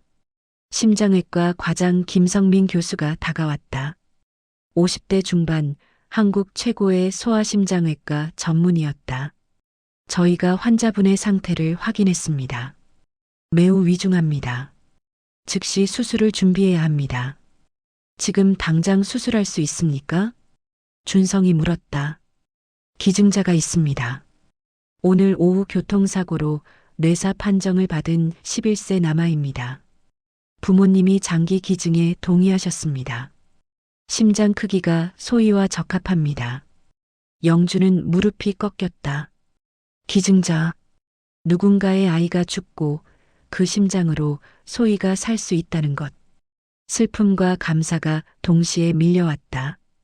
그 아이 부모님께 제가 인사를 나중에 하십시오. 지금은 수술 동의서에 서명해 주셔야 합니다. 간호사가 서류를 내밀었다. 준성은 펜을 들었다. 하지만 손이 떨려서 제대로 쓸 수 없었다. 영주가 그의 손을 잡아주었다. 할 수 있어요. 우리 딸을 위해. 준성은 깊게 숨을 들이쉬고 서명했다. 그 한 획 한 획이 딸의 생명을 위한 기도였다. 수술은 8시간 정도 걸릴 예정입니다. 대기실에서 기다려 주십시오. 김 교수와 의료진은 수술실로 향했다. 준성과 영주는 그들의 뒷모습을 바라봤다. 그리고 손을 꼭 잡았다. 우리 딸, 살 수 있겠지? 살 거요. 반드시. 하지만 두 사람 모두 확신할 수 없었다. 수술 성공률 98%. 그것은 2%의 실패율이 존재한다는 의미이기도 했다. 대기실. 준성과 영주는 나란히 앉아 있었다. 시계 초침 소리가 유독 크게 들렸다. 또, 또, 또. 매 초가 영원처럼 느껴졌다. 평양에서 어떻게 빠져나왔소? 준성이 물었다. 영주는 지난 3일간의 이야기를 들려줬다. 병원 탈출, 추격, 총격전, 국경 넘기. 모든 것이 영화 같았다. 당신이 그런 일을 겪었다니. 준성은 아내의 손을 꼭 잡았다. 그녀의 손에는 상처가 가득했다. 거친 여정의 흔적이었다. 당신은? 나는 쉬었소. 그저 비행기를 탔을 뿐이요. 당신에 비하면 아무것도 아니요. 아니에요. 당신이 먼저 결심하지 않았다면 우리는 아직도 평양에 있었을 거예요. 소희는, 영주는 말을 잇지 못했다. 그녀는 알고 있었다. 만약 평양에 남았다면 소희는 이미 죽었을 것이다. 오후 7시 수술이 시작되었다는 연락이 왔다. 준성과 영주는 수술실 밖 복도로 이동했다. 붉은 불이 켜진 수술실 문. 그 너머에서 딸의 생사가 결정되고 있었다. 기도합시다. 준성이 말했다. 두 사람은 손을 모았다. 그들은 종교가 없었다. 북한에서 종교는 금지되어 있었다. 하지만 지금 이 순간 그들은 누군가에게 간절히 빌고 있었다. 제발, 우리 딸을 살려주십시오. 시간이 흘렀다. 오후 8시, 9시, 10시. 수술은 계속되고 있었다. 간호사가 1시간마다 나와서 상황을 알려줬다. 흉부절개 완료했습니다. 체외순환 시작했습니다. 기증심장 이식 진행 중입니다. 매번 그 말을 들을 때마다 준성과 영주의 심장도 함께 뛰었다. 복도에는 다른 가족들도 있었다. 누군가는 울고 있었고 누군가는 기도하고 있었다. 병원은 생명과 죽음이 공존하는 곳이었다. 오후 11시 준성은 자판기에서 커피를 뽑았다. 하지만 마시지 못했다. 목이 메었다. 당신 좀 드세요. 영주가 권했다. 당신도 드시오. 저는 괜찮아요. 두 사람 모두 거짓말이었다. 둘 다 지쳐 있었다. 하지만 쉴 수 없었다. 딸이 싸우고 있는데 부모가 어떻게 쉴 수 있겠는가. 자정, 수술 4시간째. 김성민 교수가 잠깐 나왔다. 그의 이마에는 땀이 맺혀 있었다. 진행 상황은 어떻습니까? 순조롭습니다. 새 심장이 잘 적응하고 있습니다. 조금만 더 기다려 주십시오. 교수는 다시 수술실로 들어갔다. 준성과 영주는 안도의 한숨을 쉬었다. 순조롭다. 그 말이 희망을 주었다. 새벽 1시. 복도의 불이 어두워졌다. 간접 조명만 남았다. 조용했다. 준성과 영주는 벤치에 기대어 있었다. 소희가 깨어나면 뭐라고 말해줄까? 영주가 물었다. 글쎄, 이제 아프지 않아 라고 해주고 싶소. 그것만으로 충분할까요? 충분하오. 아이들은 단순하니까. 아프지 않다는 것만으로도 행복할 거요. 영주는 미소 지었다. 그리고 남편의 어깨에 머리를 기댔다. 우리 잘한 거겠죠? 잘한 거요. 분명히. 하지만 준성의 목소리에는 확신이 없었다. 그들은 조국을 배신했다. 체제를 부정했다. 반역자가 되었다. 하지만 딸을 살렸다. 그것이 옳은 선택이었을까? 후회하지 맙시다. 영주가 말했다.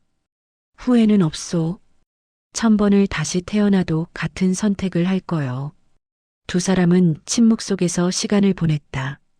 창밖으로 서울의 야경이 보였다. 수많은 불빛들. 그 하나하나가 누군가의 삶이었다. 꿈과 희망과 고통이 공존하는 도시. 새벽 2시. 수술 6시간째.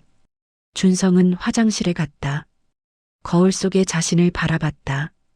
수염이 자라 있었고 눈은 충혈되어 있었다. 피곤했다. 하지만 그는 웃고 있었다. 딸을 위해 싸우고 있다는 것이 자랑스러웠다. 물로 얼굴을 씻었다. 차가운 물이 정신을 깨웠다. 조금만 더. 소희가 기다리고 있어. 화장실을 나서는데 복도에서 소란이 들렸다. 영주의 비명소리였다. 준성? 준성은 달려갔다. 수술실 문이 열려 있었다.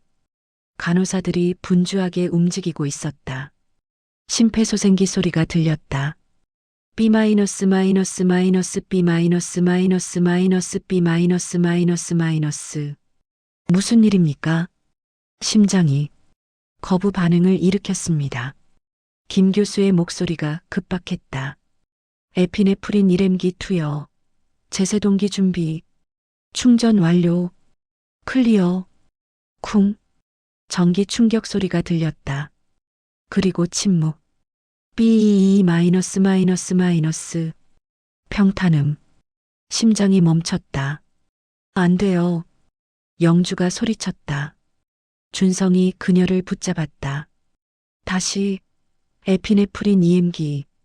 클리어. 쿵. 다시 전기 충격. BEE 마이너스 마이너스 마이너스. 여전히 평탄음. 교수님. 간호사의 목소리가 떨렸다. 포기하지 마. 한 번 더. 김 교수는 포기하지 않았다. 그의 손은 떨리지 않았다. 20년 경력의 베테랑 의사였다. 에피네프린 3M기. 최대 출력. 클리어. 쿵. 더 큰 전기 충격. 그리고 삑, 삑, 삑. 심박 소리가 돌아왔다. 돌아왔습니다. 심박체계. 수술실에서 안도의 한숨이 터져 나왔다. 준성과 영주는 서로를 안고 울었다. 딸이 다시 살아났다. 심장이 다시 뛰기 시작했다. 계속 진행합니다. 봉합 시작. 수술은 계속되었다. 하지만 가장 위험한 고비는 넘긴 것이었다. 새벽 3시 30분. 수술실 불이 꺼졌다. 김 교수가 마스크를 벗고 나왔다. 그의 얼굴은 지쳐 있었지만 미소 짓고 있었다. 성공했습니다. 그 한마디에 준성과 영주는 무너졌다. 바닥에 주저앉아 울음을 터뜨렸다. 기쁨의 눈물이었다. 안도의 눈물이었다. 감사의 눈물이었다. 정말, 정말 감사합니다. 준성은 김 교수에게 절을 했다. 영주도 함께 절했다. 저희가 할 일을 했을 뿐입니다. 소희는 정말 용감한 아이였습니다. 끝까지 싸웠습니다. 언제 깨어날 수 있습니까? 내일 오전쯤 마취해서 깨어날 겁니다. 하지만 회복에는 시간이 필요합니다. 최소 2주는 중환자실에 있어야 합니다. 괜찮습니다. 기다리겠습니다. 김 교수는 고개를 끄덕이고 떠났다. 준성과 영주는 서로를 바라봤다. 해냈소. 네, 해냈어요. 두 사람은 포옹했다. 그 포옹 속에는 지난 몇 달간의 모든 고통과 두려움, 그리고 희망이 담겨 있었다. 새벽 4시, 소희는 회복실로 옮겨졌다. 준성과 영주는 유리창 너머로 딸을 바라봤다. 수많은 관과 기계에 연결되어 있었지만 그 얼굴은 평화로웠다. 심장이 뛰고 있어요. 영주가 속삭였다. 모니터에서 규칙적인 심박이 표시되고 있었다. 둥, 둥, 둥. 새로운 심장의 리듬이었다. 고마워요, 준성. 왜 고맙단 말이오? 당신이 용기를 냈기 때문에 우리가 여기 있을 수 있어요. 나 혼자서는 아무것도 할 수 없었소. 당신이 함께했기에 가능했소. 두 사람은 손을 잡고 딸을 바라봤다. 그 작은 가슴이 오르내리고 있었다. 숨을 쉬고 있었다. 살아있었다. 동이 트기 시작했다. 서울의 아침이 밝아오고 있었다. 새로운 날, 새로운 시작. 준성과 영주는 창밖을 바라봤다. 지평선 너머로 태양이 떠오르고 있었다. 붉고 아름다운 태양. 그것은 희망의 상징이었다. 우리 이제 어떻게 될까요? 영주가 물었다. 모르오. 하지만 함께 있소. 그것으로 충분하오. 탈북자로 살아야 해요. 쉽지 않을 거예요. 알고 있소. 하지만 소희가 웃을 수 있다면 그것으로 충분하오. 영주는 고개를 끄덕였다. 그녀도 같은 생각이었다. 어떤 어려움이 오더라도 딸이 건강하다면 견딜 수 있었다. 오전 7시 간호사가 나왔다. 소희가 깨어났습니다. 잠깐 들어가 보시겠습니까? 준성과 영주는 황급히 따라갔다. 회복실 문을 열고 들어가자 소희가 눈을 뜨고 있었다. 아빠, 엄마. 작은 목소리였지만 그 안에는 생명력이 있었다. 소희야. 영주는 딸의 손을 잡았다. 따뜻했다. 살아있는 온도였다. 아빠 왔어. 우리 딸. 준성도 딸의 다른 손을 잡았다. 아프지 않아요. 소희가 말했다. 그 말에 두 부모는 눈물을 흘렸다. 그래, 이제 안 아파. 다시는 아프지 않을 거야. 여기가 어디예요? 한국이야. 우리 새로운 집이야. 소희는 주변을 둘러봤다. 낯선 곳이었지만 부모가 함께 있어서 두렵지 않았다. 이제 학교 갈 수 있어요? 응. 나으면 갈 수 있어. 친구들도 사귈 수 있어. 정말이요? 정말이야. 약속해. 소희는 미소 지었다. 그 미소는 세상에서 가장 아름다웠다. 간호사가 방문을 두드렸다. 죄송합니다. 환자가 쉬어야 합니다. 알겠습니다. 준성과 영주는 딸의 이마에 키스하고 방을 나섰다. 복도에서 두 사람은 서로를 안았다. 해냈소. 정말로 해냈소. 네. 우리 딸을 지켰어요. 그들은 한참을 그렇게 서 있었다. 지난 몇 달간의 여정이 파노라마처럼 스쳐 지나갔다. 러시아에서의 결심, 평양에서의 탈출, 국경에서의 총격, 그리고 마침내 여기 서울의 병원에서 딸의 새로운 심장이 뛰고 있었다. 이제 시작이요. 준성이 말했다. 네. 이제 시작이에요. 영주도 대답했다. 두 사람은 손을 잡고 복도를 걸었다. 창밖으로 서울의 아침 풍경이 펼쳐졌다. 사람들이 출근하고 차들이 움직이고 도시가 깨어나고 있었다. 그들도 깨어났다. 새로운 삶으로, 자유로, 희망으로 소희의 새로운 심장이 힘차게 뛰고 있었다. 그 심장 박동은 단순히 생명을 유지하는 것이 아니었다. 그것은 자유를 향한 선언이었고, 사랑의 승리였고, 새로운 시작의 북소리였다. 병원 옥상. 준성과 영주는 옥상 정원으로 올라갔다. 서울 시내가 한눈에 보였다. 고층 빌딩들, 한강, 남산타워. 모든 것이 새로웠다. 아름답소? 네. 정말 아름다워요. 북한에서는 볼 수 없는 풍경이요. 여기가 우리의 새 집이에요. 두 사람은 서로를 바라봤다. 그들의 눈에는 눈물이 맺혀 있었지만 동시에 희망도 빛나고 있었다. 소희를 위해, 준성이 말했다. 우리를 위해, 영주가 대답했다. 자유를 위해, 두 사람은 함께 말했다. 그리고 그들은 미래를 향해 걸어갔다. 불확실하지만 희망찬 미래. 어려움이 있겠지만 함께 극복할 미래. 소희의 심장은 계속 뛸 것이었다. 둥, 둥, 둥. 생명의 리듬. 자유의 노래. 사랑의 증명. 2주 후 삼성서울병원 소아중환자실. 봄이 오고 있었다. 창밖으로 보이는 가로수에 연두빛 새싹이 돋아나고 있었다. 겨울을 이겨낸 생명의 증거였다. 소희도 그렇게 겨울을 이겨내고 있었다. 혈압 정상, 심박수 안정적입니다. 거부 반응 없습니다. 담당 간호사 이미선이 차트를 확인하며 말했다. 그녀는 지난 2주 동안 소희를 돌보며 이 작은 환자를 사랑하게 되었다. 오늘 일반 병실로 옮길 수 있을 것 같습니다.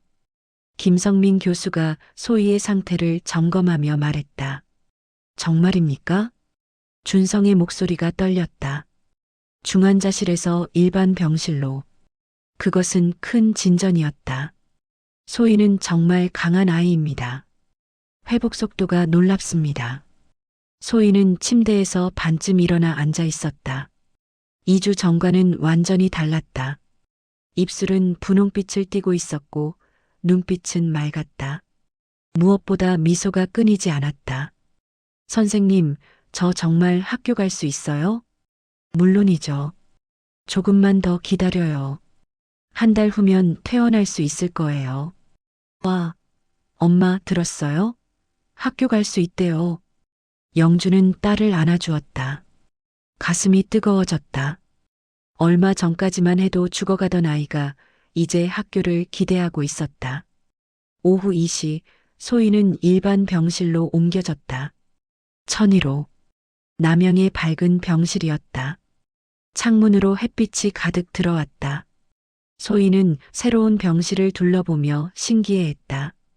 엄마, 여기 TV도 있어요. 그래. 보고 싶은 만화 보렴. 소희는 리모컨을 들고 채널을 돌렸다. 화면에 컬러풀한 만화가 나왔다. 북한에서는 볼 수 없었던 것들이었다. 우와, 이거 재밌어요. 소희의 웃음소리가 병실을 채웠다. 준성과 영주는 서로를 바라보며 미소 지었다. 이것이 그들이 원했던 것이었다. 딸의 웃음. 그날 저녁 장민혁이 병원을 방문했다. 박 박사님 부인. 그는 과일 바구니를 들고 있었다. 장 선생님 오셨습니까? 소희 상태가 좋다고 들었습니다. 축하드립니다. 모두 당신 덕분입니다. 준성은 고개를 숙였다. 장민혁이 없었다면 이 모든 것은 불가능했을 것이다. 제가 할 일을 했을 뿐입니다. 이제 앞으로의 일을 이야기해야 할 것 같습니다. 세 사람은 병실 밖 상담실로 이동했다. 정착 지원 프로그램이 준비되어 있습니다. 주거, 생활비, 교육 모두 지원됩니다. 장민혁은 서류를 펼쳤다. 집은 경기도 안양에 마련했습니다. 이름 아파트입니다. 소희가 다닐 초등학교도 가깝습니다. 감사합니다. 박 박사님의 경우 한국원자력연구원에서 관심을 보이고 있습니다. 물론 민감한 부분은 배제하고 순수 과학 연구에 참여할 수 있습니다. 준성은 잠시 생각했다. 과학자로 돌아간다. 하지만 이번에는 무기가 아닌 평화를 위해. 좋습니다. 받아들이겠습니다. 부인은 어떻게 하시겠습니까? 영주는 망설였다. 저는 아직 잘 모르겠습니다. 한국 생활에 익숙하지 않아서 천천히 생각하십시오. 우선은 소희 돌보는 것에 집중하시고 나중에 일을 찾아도 됩니다. 감사합니다. 장민혁은 자리에서 일어났다. 한 가지 더 말씀드릴 게 있습니다. 앞으로 언론 인터뷰 요청이 많을 겁니다. 하지만 서두르지 마십시오. 준비가 되면 하십시오. 언론이요? 여러분의 이야기는 많은 사람들에게 영감을 줄 것입니다. 하지만 그것은 부담이 될 수도 있습니다. 신중하게 결정하십시오. 준성과 영주는 고개를 끄덕였다. 그들은 유명해지고 싶지 않았다. 그저 평범하게 살고 싶었다. 3주 후, 소희의 상태는 놀라울 정도로 좋아졌다. 침대에서 내려와 걸을 수 있었고 밥도 잘 먹었다. 무엇보다 에너지가 넘쳤다. 엄마, 저거 하고 싶어요. 소희는 병원 내 놀이방을 가리켰다. 다른 아이들이 놀고 있었다. 가도 돼. 조심히 놀아야 해. 소희는 뛰어갔다. 뛰는 것. 북한에서는 할 수 없었던 일. 하지만 이제는 가능했다. 영주는 딸이 다른 아이들과 어울리는 모습을 바라봤다. 블록을 쌓고 웃고 떠들고 평범한 8살 아이의 모습이었다. 당신 보고 있소? 준성이 옆에 섰다. 네, 보고 있어요. 믿어지지 않소? 저도요. 두 사람은 한참을 그렇게 서서 딸을 바라봤다. 기적이었다. 죽어가던 아이가 이제 뛰어놀고 있었다. 4주 후 퇴원 날. 축하합니다. 소희는 이제 건강한 아이입니다. 김 교수가 최종 검진 결과를 설명했다. 새 심장이 완전히 적응했습니다. 앞으로 면역 억제제를 계속 복용해야 하지만 정상적인 생활이 가능합니다. 감사합니다, 교수님. 정말 감사합니다. 준성과 영주는 깊게 절했다. 김 교수는 손을 내밀어 그들을 일으켰다. 저야말로 감사합니다. 소희 덕분에 제가 의사로서 보람을 느꼈습니다. 병원 로비. 소희는 휠체어에 앉아 있었다. 아직 완전히 회복된 것은 아니었지만 걸을 수 있었다. 소희야, 집에 가자. 집이요? 우리 집? 그래. 우리의 새 집. 소희는 신이 났다. 마침내 병원을 벗어나는 것이었다. 차에 올라 안양으로 향했다. 서울에서 30분 거리였다. 창밖으로 도시 풍경이 스쳐 지나갔다. 높은 건물들, 넓은 도로, 많은 차들. 모든 것이 새로웠다. 엄마, 여기 평양보다 훨씬 크네요. 그래. 여기는 큰 도시야. 평양은 작았어요? 영주는 잠시 말을 멈췄다. 평양. 그곳은 이제 과거였다. 하지만 잊을 수는 없었다. 평양도 컸어. 하지만 여기는 다른 방식으로 커. 안양 아파트 단지.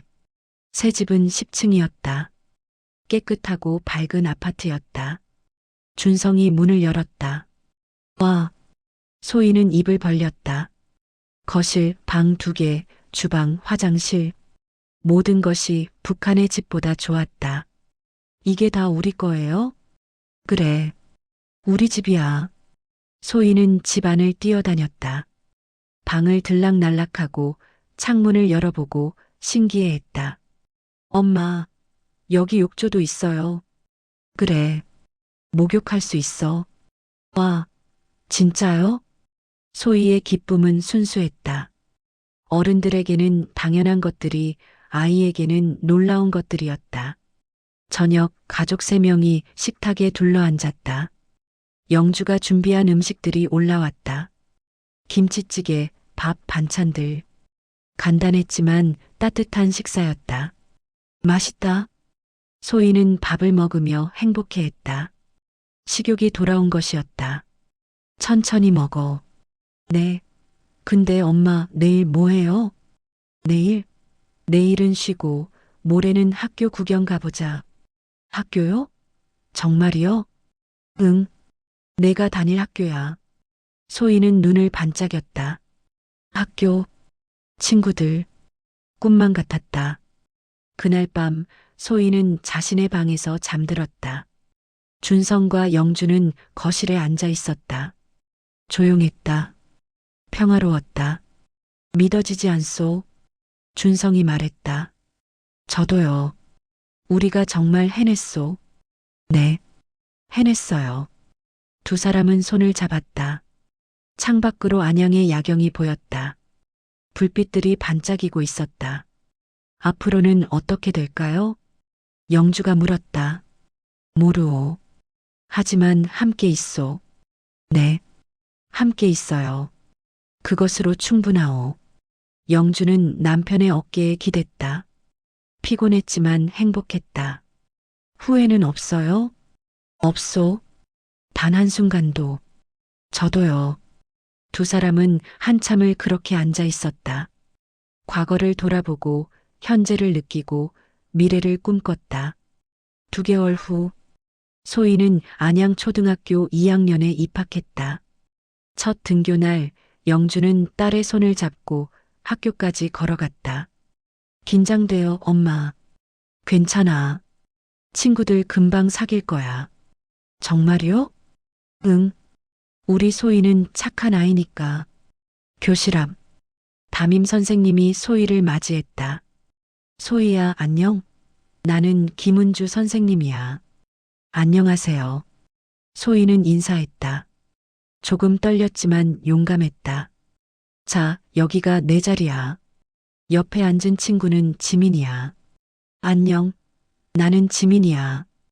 옆자리 여자아이가 환하게 웃었다. 안녕. 나는 소희야. 우리 친구 할래? 응. 2 아이는 손을 잡았다. 영주는 교실 밖에서 그 모습을 지켜봤다. 눈물이 났다. 행복의 눈물이었다.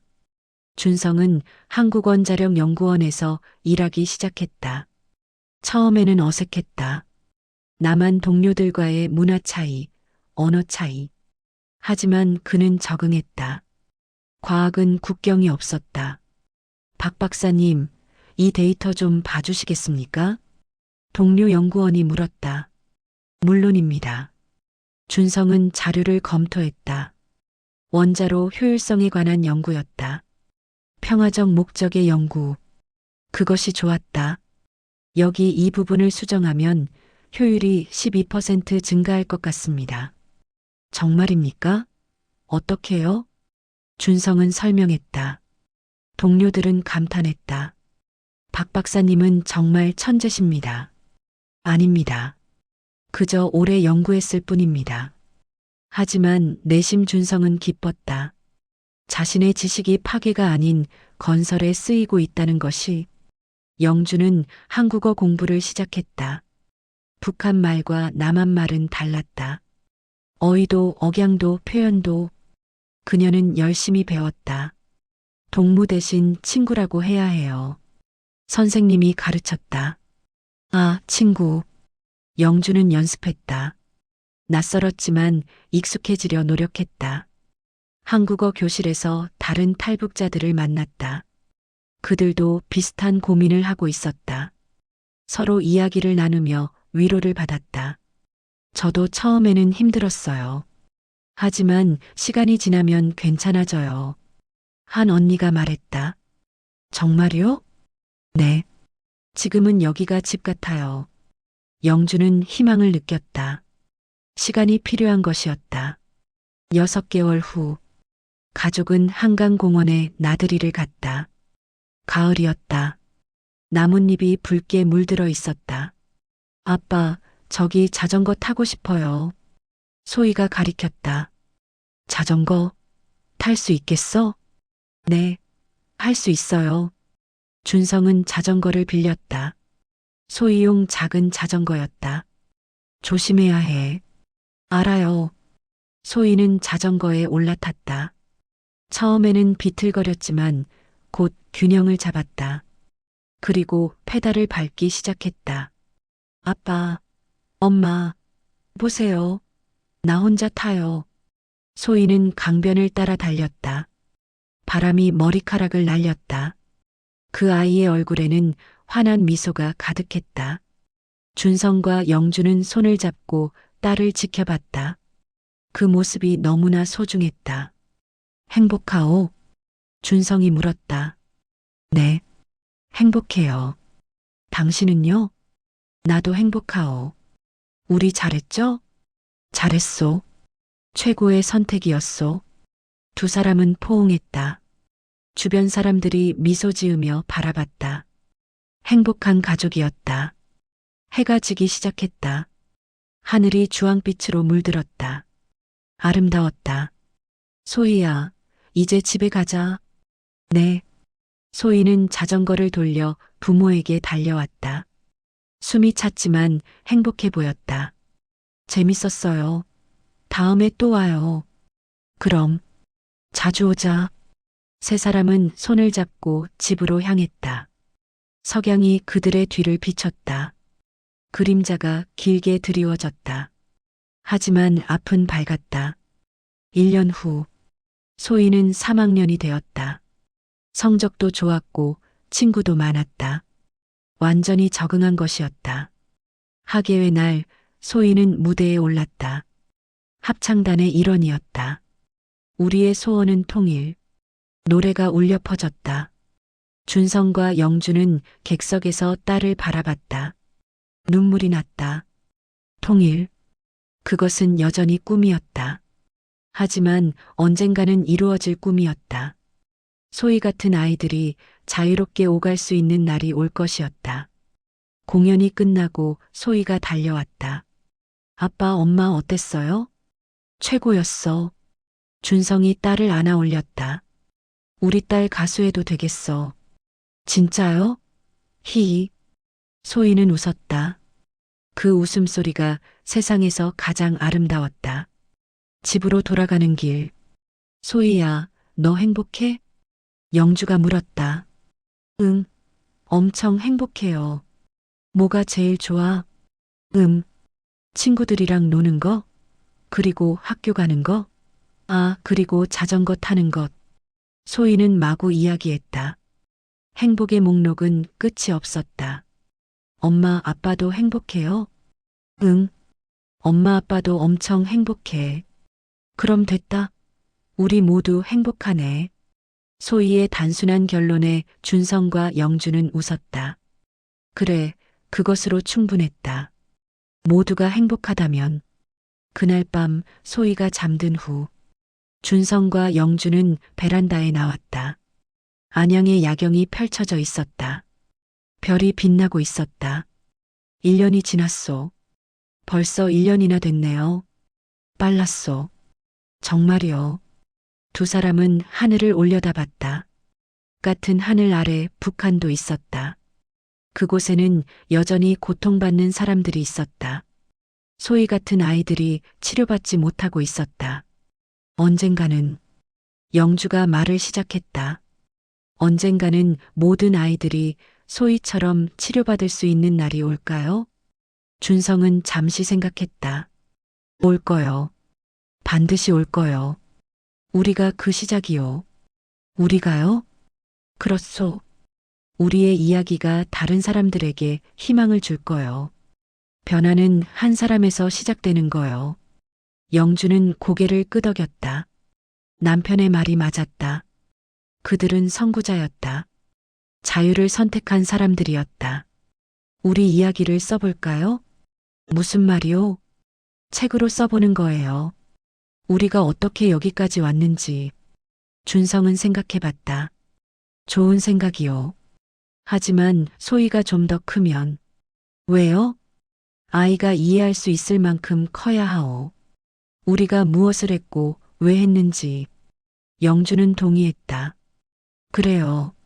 소희가 자랑스러워할 수 있게. 그렇소. 두 사람은 다시 하늘을 바라봤다. 미래는 밝았다. 힘들었지만 희망적이었다. 5년 후 소희는 중학생이 되었다. 건강한 청소년으로 자랐다. 키도 크고 활발했다. 심장 이식 수술을 받았다는 것을 믿기 어려울 정도였다. 엄마, 아빠, 제가 쓴 거 읽어봐요. 소희는 노트를 내밀었다. 장문이었다. 나의 두 번째 심장이라는 제목으로 썼어요. 준성이 읽기 시작했다. 나는 8살 때 심장 이식 수술을 받았다. 누군가가 나를 위해 자신의 심장을 기증했다. 그 사람의 이름은 모르지만 나는 매일 감사한다. 그 심장 덕분에 나는 살아있다. 뛸 수 있고 웃을 수 있고 꿈을 꿀 수 있다. 나는 이 심장을 소중히 여길 것이다. 그리고 다른 사람들을 돕는 사람이 될 것이다. 그것이 이 심장을 준 사람에 대한 나의 보답이다. 준성은 읽다가 목이 메었다. 영주도 눈물을 닦았다. 잘 썼어, 소희야. 고마워요. 저 의사가 되고 싶어요. 의사? 네. 저처럼 아픈 아이들을 고치고 싶어요.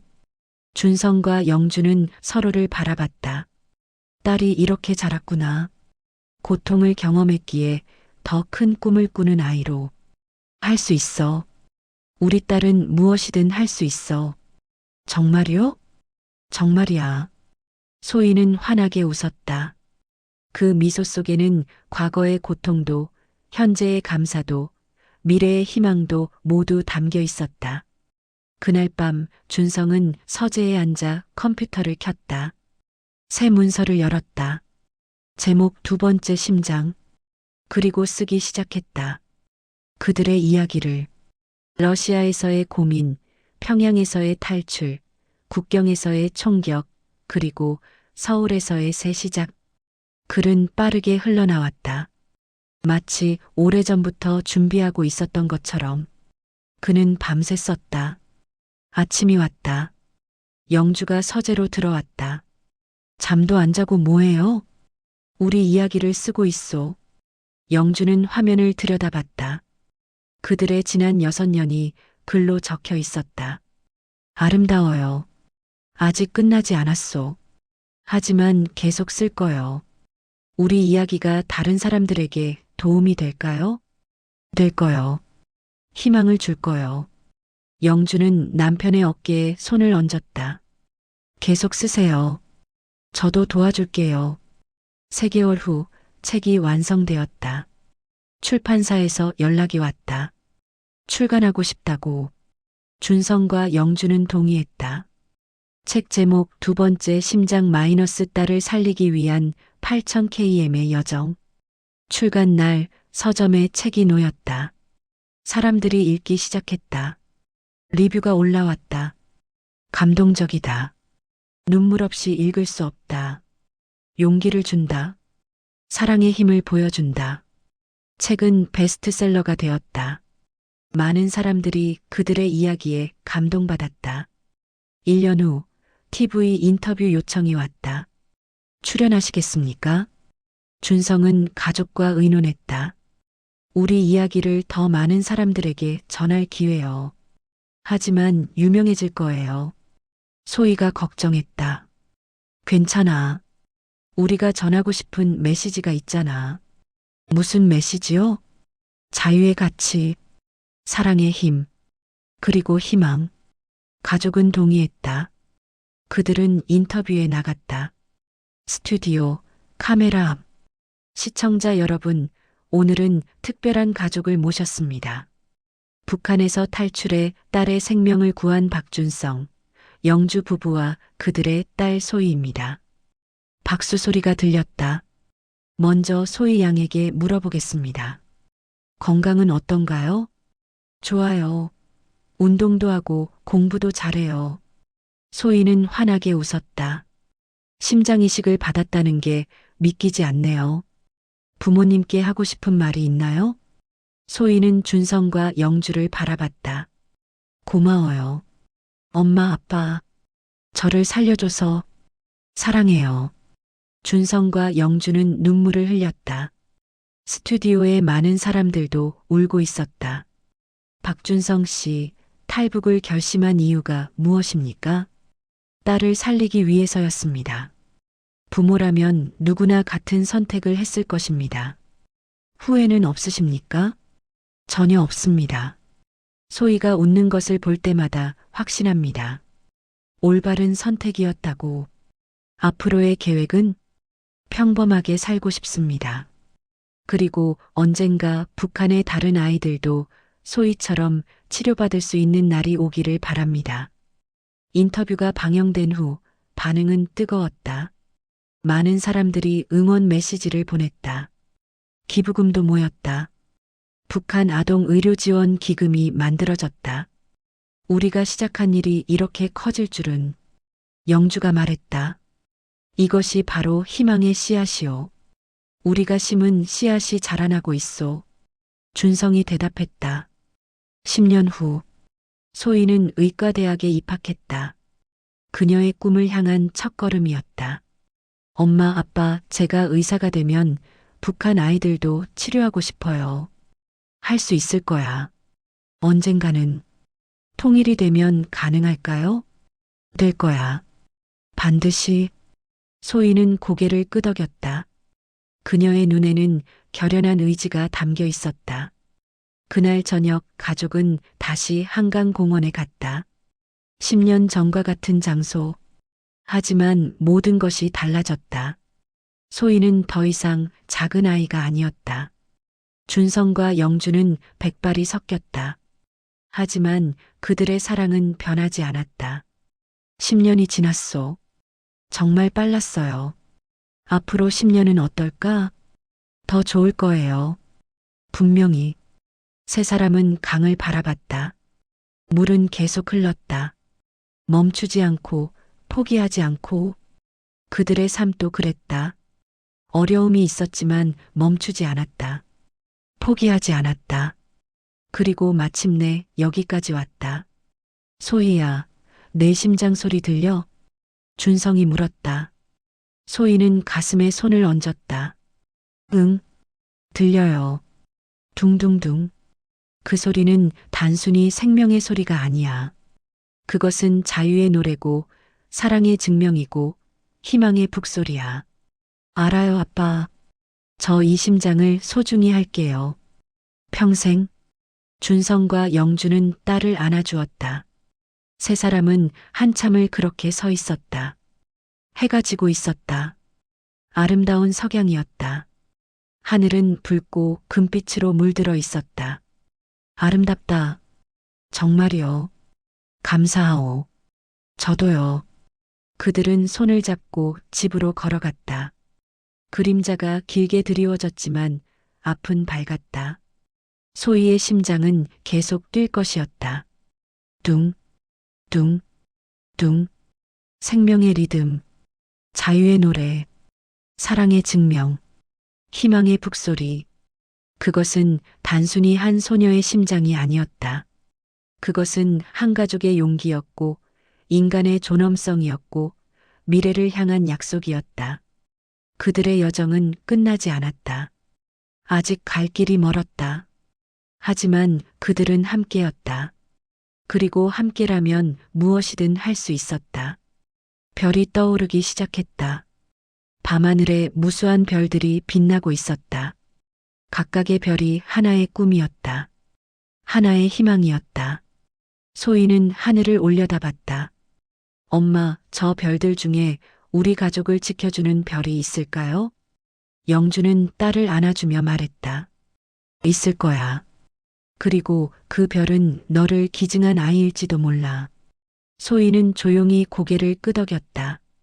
그녀는 알고 있었다.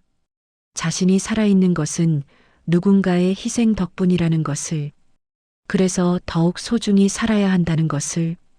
나도 누군가의 별이 되고 싶어요. 너는 이미 별이야.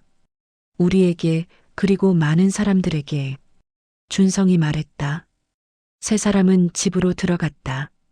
따뜻한 불빛이 그들을 맞이했다. 이곳이 그들의 집이었다. 더 이상 도망자가 아니었다.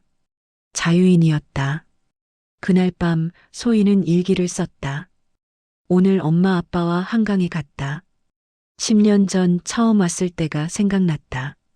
그때 나는 약했다. 하지만 지금은 강하다. 이 모든 것이 기적 같다. 나는 두 번째 심장으로 살고 있다. 하지만 첫 번째 삶보다 더 소중히 살 것이다. 언젠가 나도 다른 사람의 생명을 구하는 의사가 되고 싶다. 그것이 이 심장을 준 아이에 대한 나의 약속이다. 일기를 덮고 소희는 잠들었다. 편안한 잠이었다.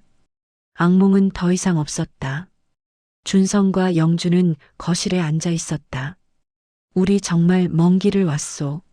네, 정말 멀리 왔어요. 행복하오. 매일이 감사해요. 당신은요? 나도 갔소.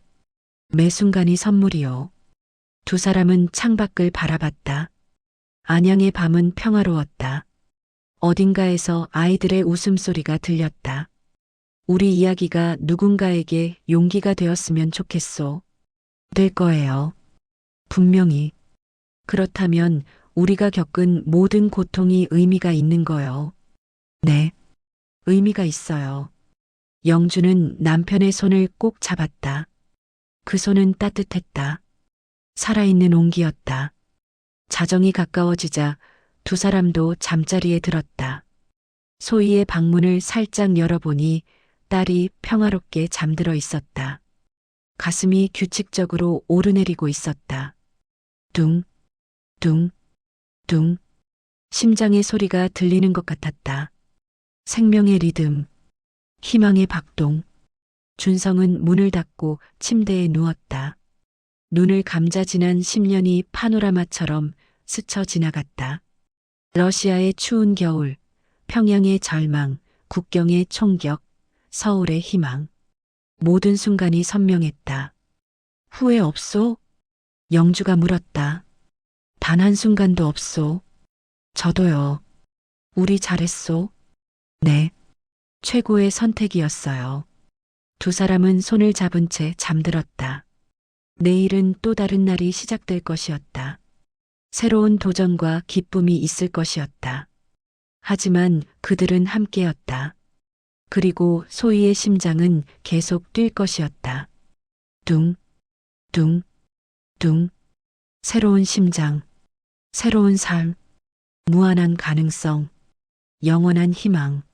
하나뿐인 딸을 살리기 위해 북한을 탈출한 엘리트 박사의 이야기. 여러분 재미있게 보셨나요? 구독과 좋아요, 그리고 알림 설정을 잊지 마세요.